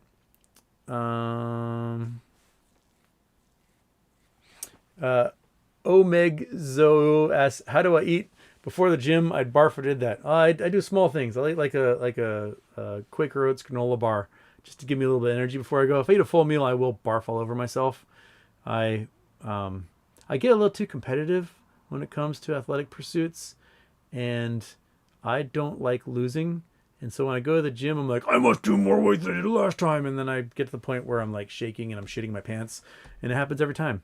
So small meals, because you still need energy, drinking tons of water, and basically my mode of operation when I go to the gym is I work out until I physically cannot do anymore, and I either want to fall asleep or eat a giant meal, and that's what I do.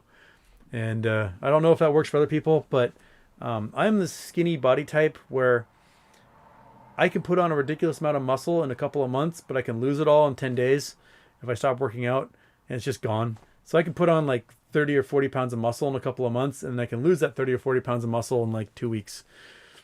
So I can easily get to the point where people go, oh, damn, look at him. And then 2 weeks later, won't even see me as the same human being again. And I don't know how long my metabolism is going to keep up like that, but that's kind of how it works. All right. Thank you, everybody.